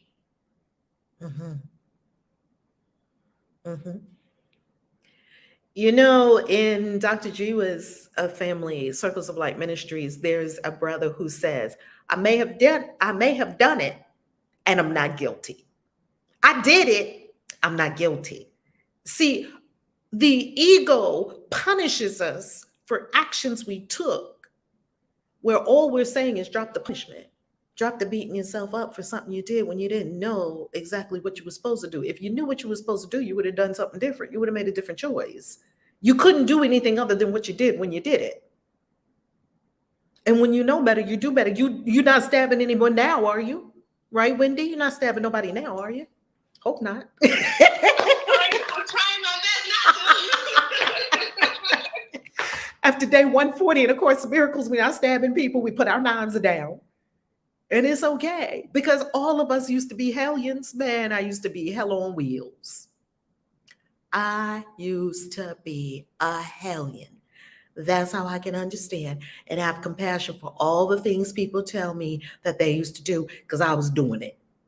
Until I learned to do better, have compassion and love for yourself and for everyone. Give yourself the opportunity to be holy and free, perfect and whole, sacred and innocent. I'm going to tell you something about me. I used to have an inner judge. And this judge sat high up. You know how judges sit high up? This inner judge sat high up. And this inner judge had a mallet. You know that mallet? Case, of course, case dismissed or whatever. This judge of mine had a mallet. And this judge, everything I did, it said guilty. Guilty as charged. Now, here goes your punishment. You're going to sabotage yourself out of that nice, lovely, delicious relationship. You're going to sabotage yourself out of that lovely big pile of money you're about to get. You're going to sabotage yourself out of all the fulfillment because you're guilty and you need to pay your penance now. Pay your sins. Pay what you did. Pay for what you did. That's not how the universe works. The universe does not work on sin, guilt, penance, judgment. It doesn't work on that. It works on love, mistakes, growth, correction, responsibility. I make a mistake, I correct it. Who hadn't made a mistake? Why did Christ say, if none of you made a mistake, you'd be the first one to toss the stone? Y'all want to stone this lady to death? We caught her in bed. Oh, she's such a sinner. Her sin is worse than our sins. Is there such a thing? No. Let's stone her. Let's kill her. We caught her in the bed with the man, and she's married to somebody else. And the man she was in bed was married to somebody else. She's an adulterer. I don't know why they didn't get the man, because, they didn't grab the men back in those times. They would just grab the woman. The woman was always the problem, right? Grab the woman. Public humiliation. And Christ looked at her and he talked to her. And he looked at the rest of them that wanted to stone her, because they were trying to entrap him. They were like, yeah, our law says to stone her. And he looked at them and he said, who of you has no sin? Because the one with no mistakes, you be the one to cast the first stone. Anyone? Any takers? No mistakes. You did nothing that you probably don't feel that's not your proudest moment. You did nothing that, in retrospect, I would have chose differently. You did nothing that you need to forgive. Then you haven't been living life. No one could pick up a stone. He told her, go in peace. Don't chastise and now condemn and imprison the child of God for something we did a way long time ago. It's not here now. It's the past. And the Course says when you're thinking about the past, you're really thinking about nothing, because it's not here now. Who's next? What you dropping? Greetings, family. Can I be heard? Hello. Yes, beloved. How you loving? I wasn't sure. Yes. Today I'm dropping the guilt I've had for my whole life about it was a separation when I came into the family. Kind of a lot like what Harmony was sharing of her discoveries in her family. I kind of was going through the same thing, and it was something that I had felt from the time I very little. My sister was giving me the idea that my parents didn't like me or they didn't want me. And it was a whole drama of my dad not thinking that I was his and having to prove that I was his. My mom was just like, I'm not even bothering with that. I know when I got pregnant with our daughter by you. And he went to the limit of actually taking me as a baby to his mom to confirm that I was his. You know, how the older folks would look at the baby and say, yes, this is one of mine. And I had that guilt in me all my life. Like I figured I needed to know if I was, because they didn't feel like family to me. It was always a disconnect. I always felt like they didn't, like my uncles, they weren't, my uncle and my grandmother, they all feel like it wasn't as close as my mother's side of the family. And in the past couple of weeks, I started to try to reconnect with my dad because we didn't have a really close relationship. And the day that I did reconnect with him, he was leaving the island to go back to the States. And I needed to ask him a question because I had this fear. I needed to know what his blood type was. Because silly me, started Googling stuff and thinking, well, if my mother's this blood type and I'm this blood type and he's that blood type, then how could I be his daughter? And all of that guilt was like, maybe it's true, and all of that came up. And then I even went as far as to say to my doctor, I need to get another blood test because maybe what they were saying is true, and it did cause that rip in the family because when I was born, everything fell to pieces. They got a divorce, my sisters and brothers were all crying, it was horrible, and it happened just as I came into the world. And then I decided, well, after listening to Harmony today and listening to the lesson today, I'm like, no, I need to drop this. I'm not going to the doctor to get another test. Come on. If the Google says that it isn't possible for my father and mother to have the blood type they have and I to have mine, and I'm probably some strange being that came into the world and I'm not, and it's not normal, well, that's probably who I am. That's the reason I'm here, and obviously it was for a reason. And I'm not going to carry that guilt that maybe I caused the problem, or the need to know. I'm dropping that fear that I need to know what happened, or who is and who isn't my father, or if there was maybe a switch at birth, because my mom was in labor for a long time and she didn't see me for 3 days. So maybe I was switched at birth. I didn't feel close to all my family. So today I'm dropping that guilt that I could have caused anything, and that fear of the unknown, of what could be. And I'm just going to live. Yes. Wow. This is mind-blowing. This discussion is deep because I got to tell you, we are carrying a lot of guilt around birth, mama, daddy. Wow. That is profound.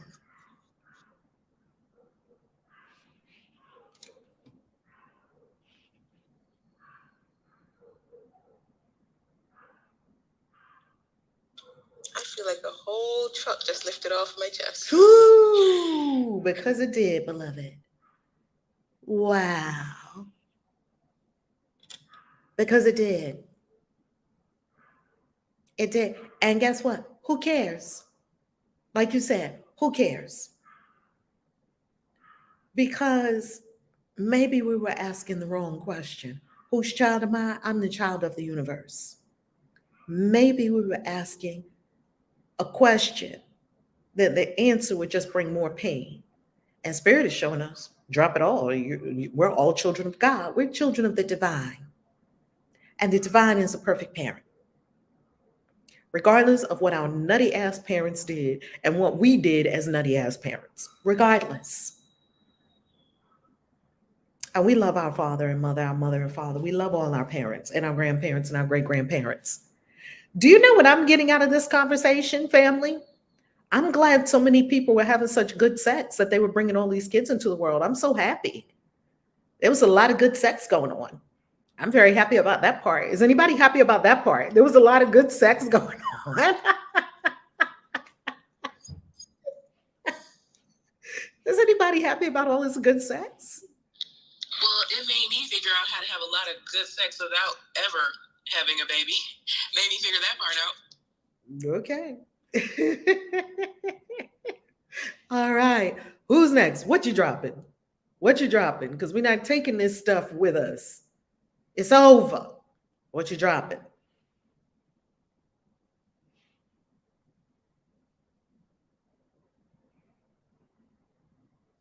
I think Dia's next. Hey, Dia.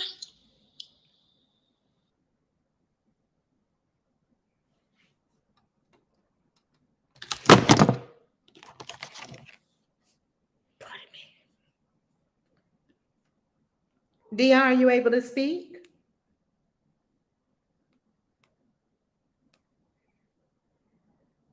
I don't know if Dia is able to speak. Let's go to Rainbow. How you loving, Rainbow? And I'm gonna share the room. Namaste, Faye. Another amazing day. Another in harmony. amazingly amazing And day. Carol, for fuck's sake. Everything's fate. You guys didn't choose to be born at the time that you were. And everybody, like the Rev was saying, folk in glass houses shouldn't be chucking bricks, basically. And everybody, basically, we've all been guilty of saying somebody else is to blame for us to stay in our brain. Mm. And when we begin to flow, it's just, that's when our souls glow. And that is the only time we begin to grow. So, guilt takes you into the silt. But that ocean above the potion of emotion is right above the silt, you see. Turning your fear, old perceived fear, into your soul's own spear. And destiny or growth is always right here.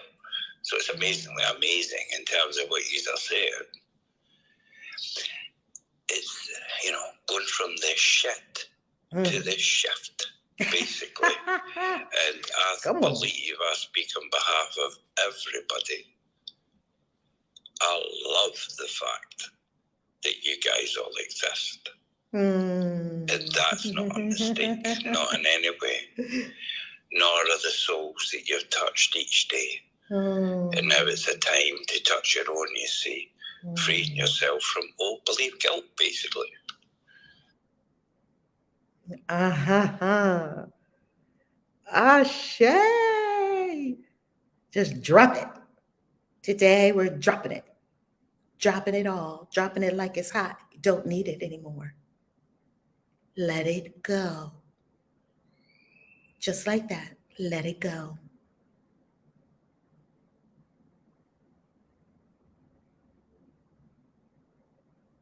I'm complete. Who else?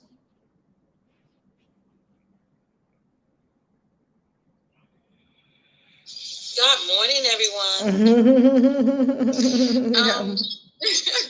I just wanted to come and just thank everyone. Because I am in total agreement with just dropping everything, dropping the lack, dropping the sickness, dropping the mother wounds. Just a lot of things I think I grew up with. And I would say for me, at one point, well, I guess it's still here if it's coming out. Growing up, I wasn't raised by my mother, but at some points I was raised with my mother. I think that's the best way to put that out there. So I had a lot going on in me as it related to that. And a whole lot of, I'm going to say, guilt when it came to raising my children, because it was like I wanted to be the perfect mother. I wanted to be sure that, they had everything that, you know, I didn't have what I thought they should have had, what I thought I should have had. So I had a lot of that, and I'm here to say I'm dropping all of that, all of the mother wounds, all of the hovering over, all of the super protectiveness, and allowing my gods and my goddesses to just live and be and flow. I am complete. Okay, I'm going to join you in that one because I had to stop being a smother as well when I had the first two, and then I got into my next relationship, and we had 2 miscarriages before we had the baby.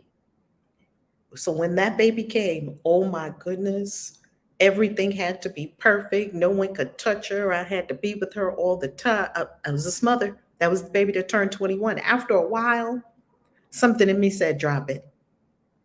You being a smother is not making her safe. Drop it. Thank you for that, Coach Michelle. Our kids love that too. It doesn't pay to be a smother.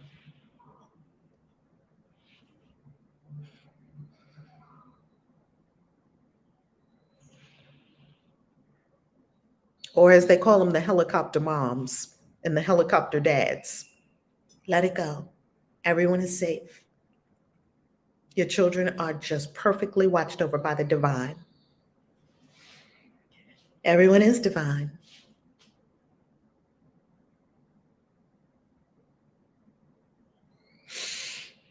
Wow.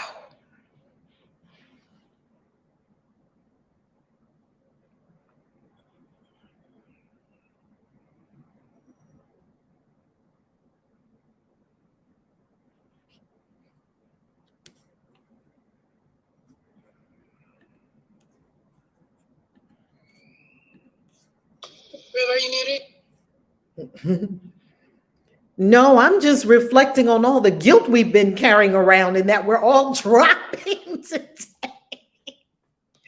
I know. I walked outside. Good Lord. It felt like the first time I breathed the air. It was a weird feeling just now when I walked outside. I skipped.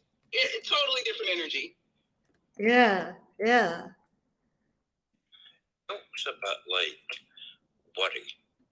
When we worry, we suddenly feel we need to hurry, and we're always forever thinking about money. And when we let that worry or guilt go, I told my daughter years ago, she was going into her A-levels at school, and she and all her friends were literally shitting themselves. And I said to her, right, I'll do a deal with you today. If you can give me one good reason that worry's a good thing, I'll give you £1,000. And she kept running back to me and saying, well, if I don't worry, it's good if I worry, because if I worry, then I try hard. I said, no, you try best when you're not worrying. Blah, blah, blah, you see. So then I extended it to the whole of the year. I said, you go and speak to your friends at school, and you guys collectively come up with one reason that worry's a good thing, you see. And they never won the money, obviously. I'm Scottish. I wouldn't be offering out £1,000 to anybody unless I knew it wasn't going to happen, if you know what I mean. I love it. So she was never able to get the £1,000. Couldn't get it. Aye, but what she got was much more. Because she and her friends got higher scores than any other year before.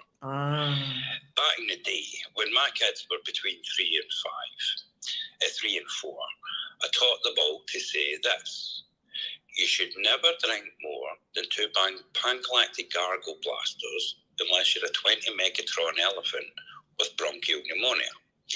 And when they were able to say that, I gave them a free Toblerone, you see.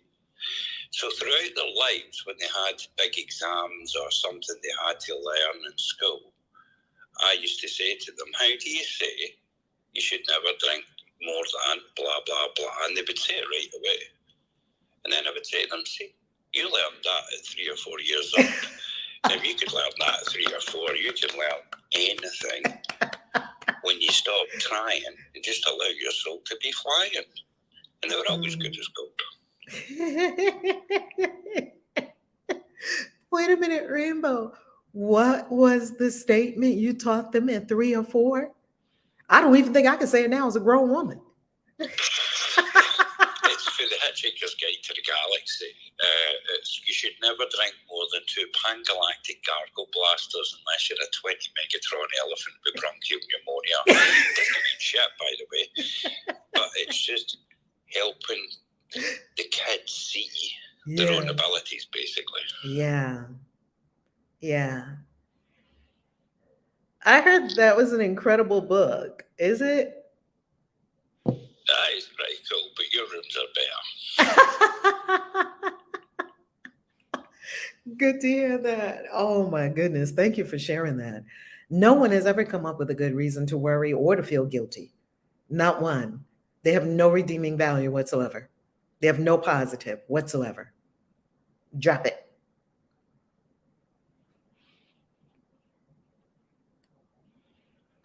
Are we ready for our galactic signature?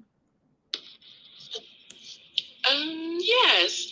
I wanted to say one more quick thing. I was talking to this one, I don't know what to call him. He was definitely a spiritual healer.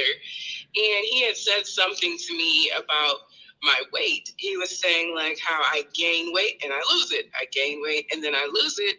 I gain weight and then I lose it, like every single season. And he was saying that that was like some sort of a spiritual pregnancy that I kept having. Wow. And then after I would quote unquote go through whatever the process was in my mind unconsciously, then I would quote unquote have the baby and lose the weight. Wow. And so with this morning, I don't really understand the connection, but immediately like that conversation that was had like 12 years ago with this person, it came back to me today. And I'm like, I believe that spiritual birth that I kept having year after year after year was very closely related to my childhood experience. And I'm like, okay, so maybe this is the last time I need to have that birth. I'm on my way to the gym right now. Wow. Galactic Signature. Thank you everyone for tuning in. One moment. One quick moment before you go to the Galactic Signature. I forgot to say how freaking fantastic Ascension class was last night with all of y'all. Baby, freaking fantastic. Baby, I opened my wallet. I got me my Tayabel.btc. I got me my Owly. I did almost everything. I woke up with the computer in my lap and I was trying to create my NFT. So obviously I fell asleep through that part, but it will be done today. But everything else, I was like, check. That class was fire. Woo! Who else was in Ascension class and the class was fire? I could feel it. Something broke yesterday off of us and something happened last night. If you wasn't there, you better get an Ascension immediately and get the replay. That class was on another level. Even Yolanda had texted me afterwards saying how you were the truth. Like, I feel like everybody probably went to bed fired up. I feel like everybody that if you weren't fired up when you disconnected, check your pulse. Because last night I had just came from my sister's grand opening of her bar, and usually after I have a few cocktails, I'm asleep. I fought through that sleepiness. I was like, check. I wanted all my homework done last night. So yes, class was fire. Thank you so much for all that you pour into us. God. And whatever Rainbow was saying about tranquilizing the elephant, I'm going to learn that too, so I know that I can learn anything, do anything, accomplish anything. Just understand, everybody in this room and everybody in this reality is ever evolving constantly, far greater than the sum of their past. And in terms of, you can get two souls, eat exactly the same food, one will put on weight and one won't, you see. And it's all a connection to the disconnection, the reflection, basically.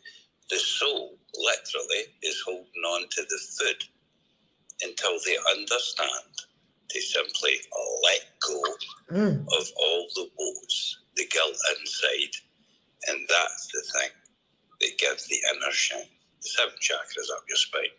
And I'm surprised, by the way, you haven't had your pistol yet, but you know, that's what you told me the other day. You keep believing it everywhere, for fuck's sake.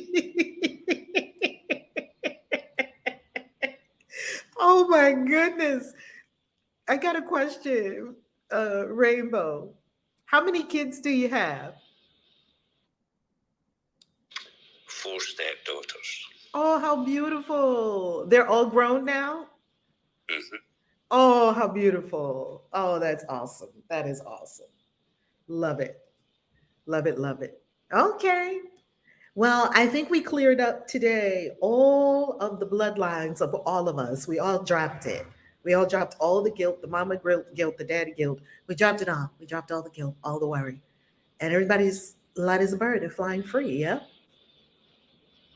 Yes. Well, I think you should get everybody to flash their mics if they freed themselves from guilt today. Woo! Come on now. Come on. I'm not seeing them all flashing, by the way, but red. Don't flash it, Rainbow. I'm flashing. I'm free today. Oh, I'm Thank flashing. you, Angel. Thank you, Angel. I just got to thank Angel again because I think you had a lot of us drop some stuff that we probably didn't come to the stage to drop. Yes, indeed. Girl, yes. I felt yesterday, like I wanted to say something yesterday when you were talking about family. Like, and I don't know what my nerves. I was like, no, I've been on stage like every day. And I don't know, I was battling with myself, but like she says, EWAP, everything works out perfectly. Everything so works I guess out I was perfectly. supposed to hold it for today. That's right. Everything works out perfectly. Look at you sticking to your promise to me that you're not going to get in your own way, you see. And now you're starting to grow in the most beautiful way. Oh, Ashe. Yeah, no more getting in my way. No, that's counterproductive. And this free feeling, like I haven't stepped outside yet, but I'm looking outside, and outside just looks different. I don't know why I feel like, I don't know, this is worth it. Like letting it go, healing in public, dropping the bullshit story, no matter how hard it is and uncomfortable, it's so worth it to have this, to be able to breathe. Like I feel like I can breathe.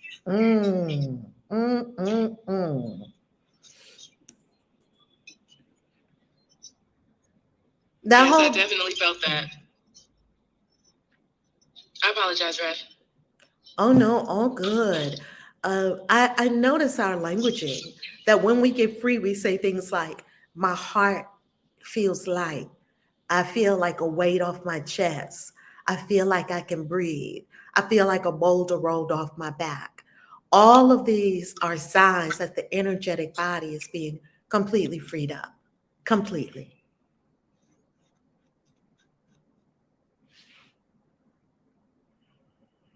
Yeah. A whole new world. That's what this feels like. Girl, continue.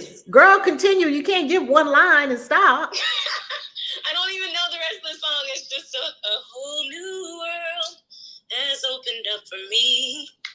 That's how I feel. A whole new world is opened up. Yes. And thank everybody for sharing. Angel, yes, that helped me a lot too. I'm just, it's like the air is different. My body's different. I had a headache. That's going away. Well, yeah, you guys have a wonderful day. I'm gonna stay up like Harmony was talking about and get to work. Thank you. What time is it in Thailand? Over here, it is 8:04 p.m. Come on. And have y'all gotten to the elephants yet? What have y'all been doing in Thailand? You and your wonderful husband, Mr. Lester. Yes, we haven't gotten to the elephants yet. We're making plans to. We've been over to mainly this kind of tourist area called Patong Beach. We're not like maybe 12, 15 minutes walking to the beach. So we've seen that. There's a bunch of like plazas with like pad Thai, foodie, being vegan. So Yes. and I love Thai food, so we're getting like authentic Thai food and Ooh. learning like languages and like ta is the way of saying like thank you and like giving blessings and that sort of thing. But Sunday, what we're doing is going. I forgot the name of this place we were recommended to go. It's like the perfect place to grab the sunset off of a mountain and then seeing the Big Buddha at one of the like, largest, I guess, Buddhist temples here in this part of Thailand, here in Phuket. So yeah, that's what we're up to. No elephants just yet, but it's coming soon, definitely before we leave. You're in Phuket? Yes. How you like the Lesters, Kristen and PJ, left Dubai and went to Thailand? How you like that? They done hit. Since they decided to leave, they made a decision to jump into this new world and make their own way and do what they want to do and be these global travelers that find this amazing vegan food all over the world. They jumped from the US to Mexico. Where did you jump from? I don't want to tell your story. Oh, yeah. And it's funny, while you were talking, I'm like, wait, let me count. Because a lot has happened since just the first quarter being in the ACIM. So from the US and Texas, we went to Mexico. We were there for a month. From Mexico back to the States for a layover. So we hit Switzerland. So that's Mexico, Switzerland. That's 2 countries. Then to the UAE. Technically, Dubai and Abu Dhabi are 2 different countries. Technically, so I'm going to count those as 2. So Dubai, Abu Dhabi, that's 4. Then we had quite the experience in New Delhi in India for a layover, so that's 5. And then we're here in Thailand, in Phuket, and that's 6. In a matter, we left when did we leave? March 21st? March 21st from Texas is when we left. You left not even 60 days ago. Wait a minute, March to April, April to May. You left not even 60 days ago, and you've hit how many countries? 6 countries. And while in 60 days, while y'all have hit 6 countries, there are literally people sitting on their sofa that are making plans to go to one country or to go to another state and not comparing. I'm asking you to up your game. I'm asking everyone, all of us, including myself, up your game. Be more. Be more. Challenge yourself. Go epic. Go bigger. Be all you came here to be and be satisfied with nothing less.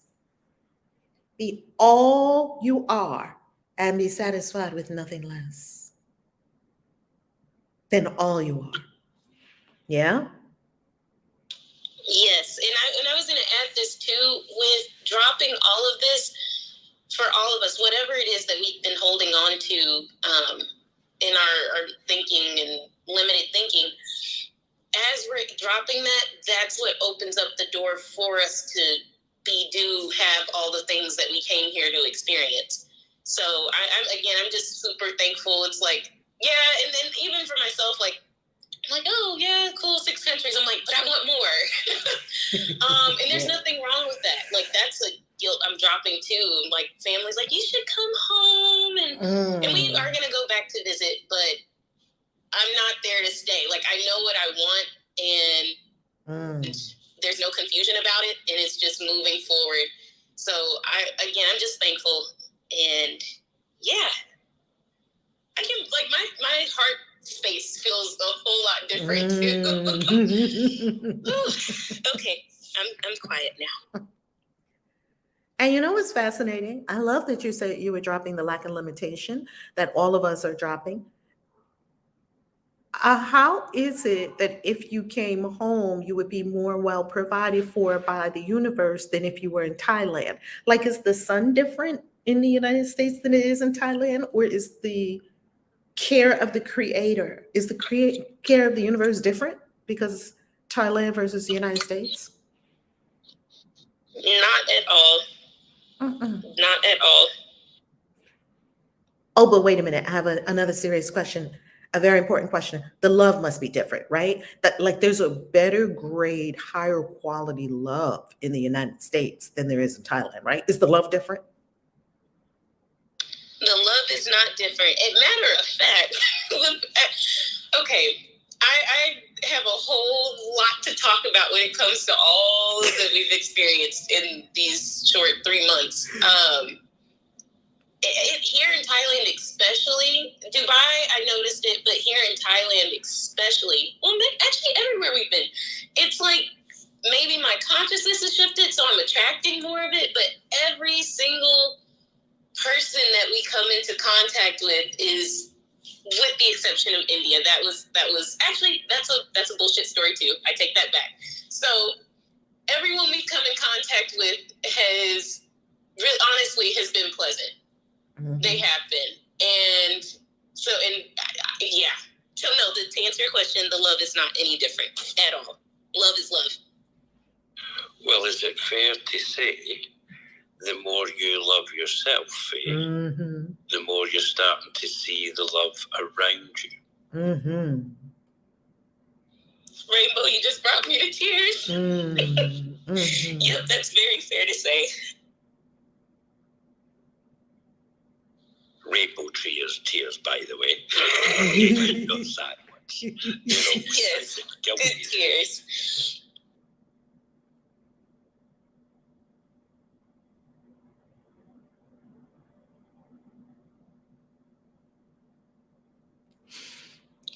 I just think these are all amazingly amazing on my soul. And I'm loving the way these are all starting to really grow into this beautiful harmony of the synchronistic tapestry. So if you're doubting yourself any minute of any night or day, take it from me. You're the own keeper of your own magic, and just allow your soul to flow freely, please. Mm-hmm. I accept that. Thank you.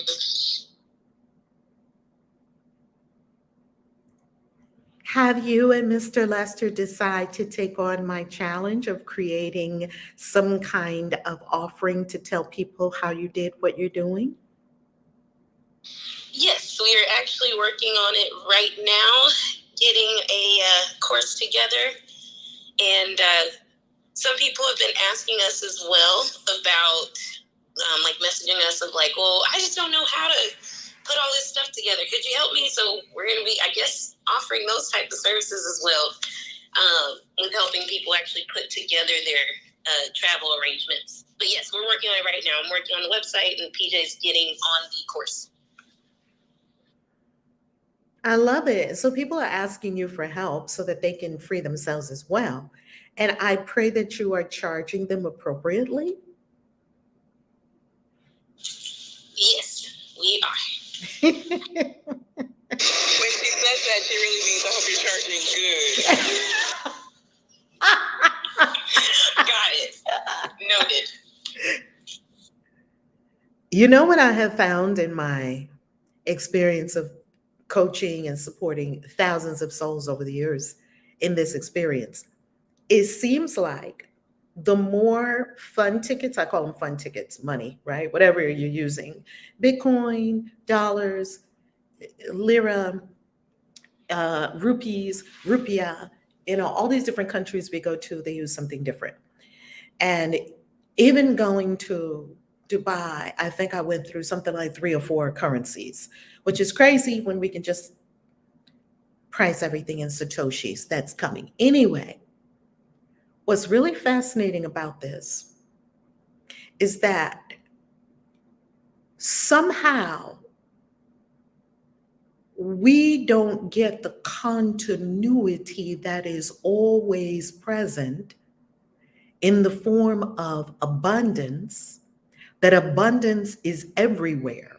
So when you ask people, right, they ask you for help and you ask them for fun tickets, right? We could call it money, abundance.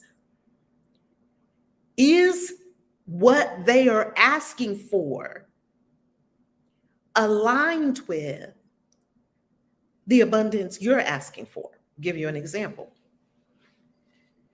People, let's say someone wants to hire, I don't know, a coach to help them lose 50 pounds and be buff.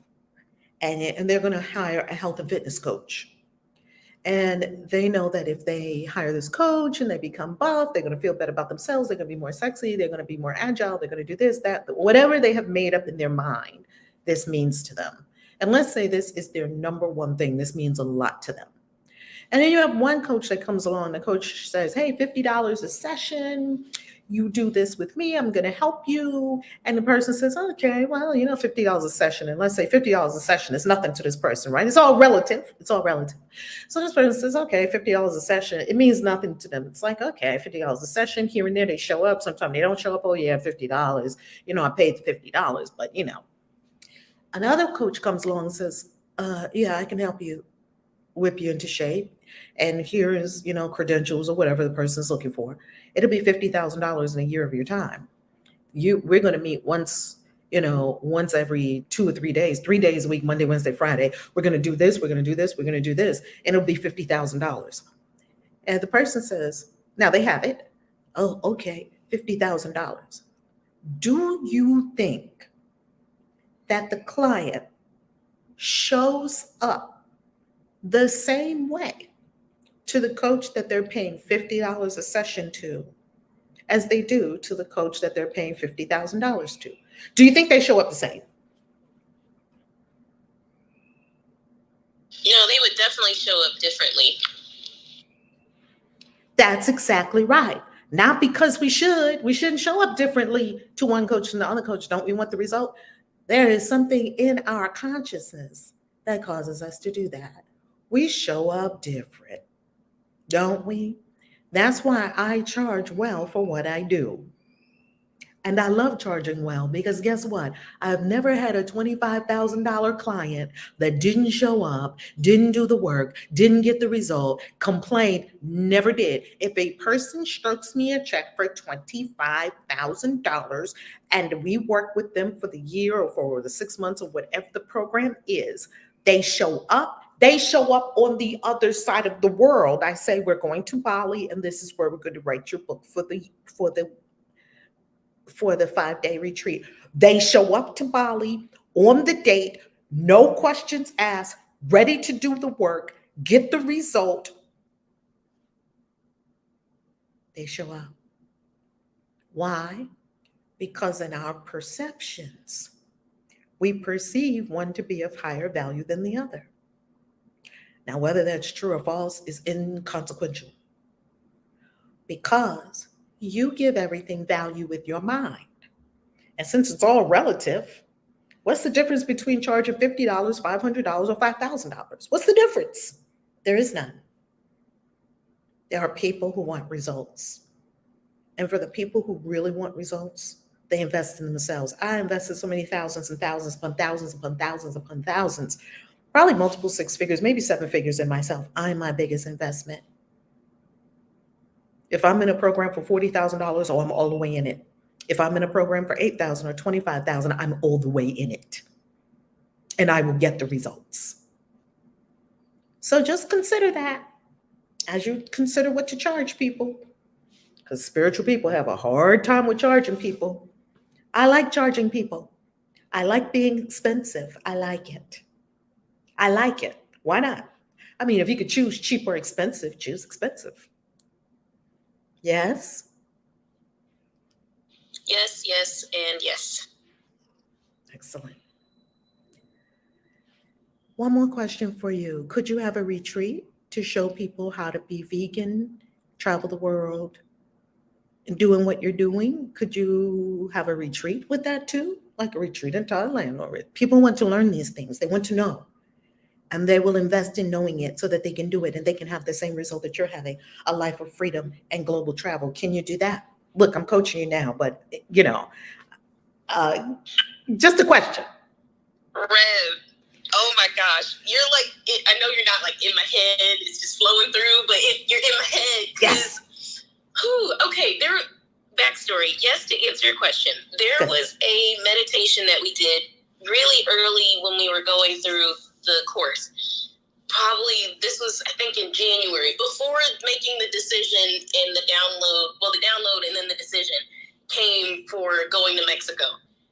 there was a meditation where it was like your movie screen of your life. I have to go and find it. But in that vision, I saw a retreat on a mountaintop doing yoga. And I'm like, I don't even do yoga. But in mountains, like, I would like to go there at that point. There are nothing but mountains around us. I just got introduced today to someone who is a yoga instructor on another island. I don't know how to pronounce it, but she's also here in Thailand. And she's an expat as well. Yes, to answer the question. That was just, I say all that to say that was confirmation for me. And they're gorgeous, gorgeous, gorgeous spas and retreats, centers, and Airbnbs that can be used for multiple purposes. So yes, heck yes, that was confirmation, and yeah. Harmony. Yes, ma'am. Guess what I just heard? What did you just hear? They were going to Thailand? That was why we didn't go to Thailand before. That was why. I received that. Because now they're there to see and find and receive, not even find, receive. You got a lot of noise. Mute your mic. Okay, great. They are there to receive the incredible retreat centers that we're going to be in for our Thailand retreats. Boom. I actually asked her that the other day, didn't I, Kristen? I'm sorry for the background noise. Yes, I mean, like, Boom. I've scoped out Right there. so many places, and now that we've been through all of the resistance of the BS story that the world is telling ourselves about the vid or whatever, but there are ways around it. We're here without the snake bite. It's possible. We know how to get through the whole Thailand pass thing. I'm just feeling yes in my spirit. Yes. What if you were helping people travel in a sea world? We don't say the word, right? In a sea world. Because it's a different world now, right? They want different papers. They want different things. What if you could, and we overcame many of that on our way to Dubai and Abu Dhabi for the Quantum Leap Dubai retreat. What if you could help people navigate how they can go to all these countries? How they can go to all these countries. Let me just leave it there. I received that. I thank you, Rev. Thank you. Yes. Wow. I think we just came up with about 3 or 4 coaching programs and retreats right there.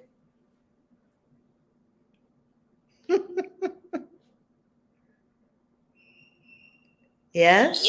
Yes, and yes. Beautiful. Okay, now we can go to the Galactic Signature, I believe. I believe we're complete. Are we complete? You tell me, family. I'm complete. Is my background too loud for me to read it in, so someone else can read it? I can read it for the day. Just 1 second. Family, Rainbow is right. I'm so happy you are all in this world. I mean, we could be in other universes right now where there were different people. We chose to be in this universe this morning with all of us together. I'm happy about that. Okay, I knew this was coming. Today's a white wind day, and I'm a white wind. And Shaw's a white wind. White wind! She's up on stage too. Yeah, today is I'll just go ahead and read it. Kin 2, white lunar wind. I polarize in order to communicate, stabilizing breath.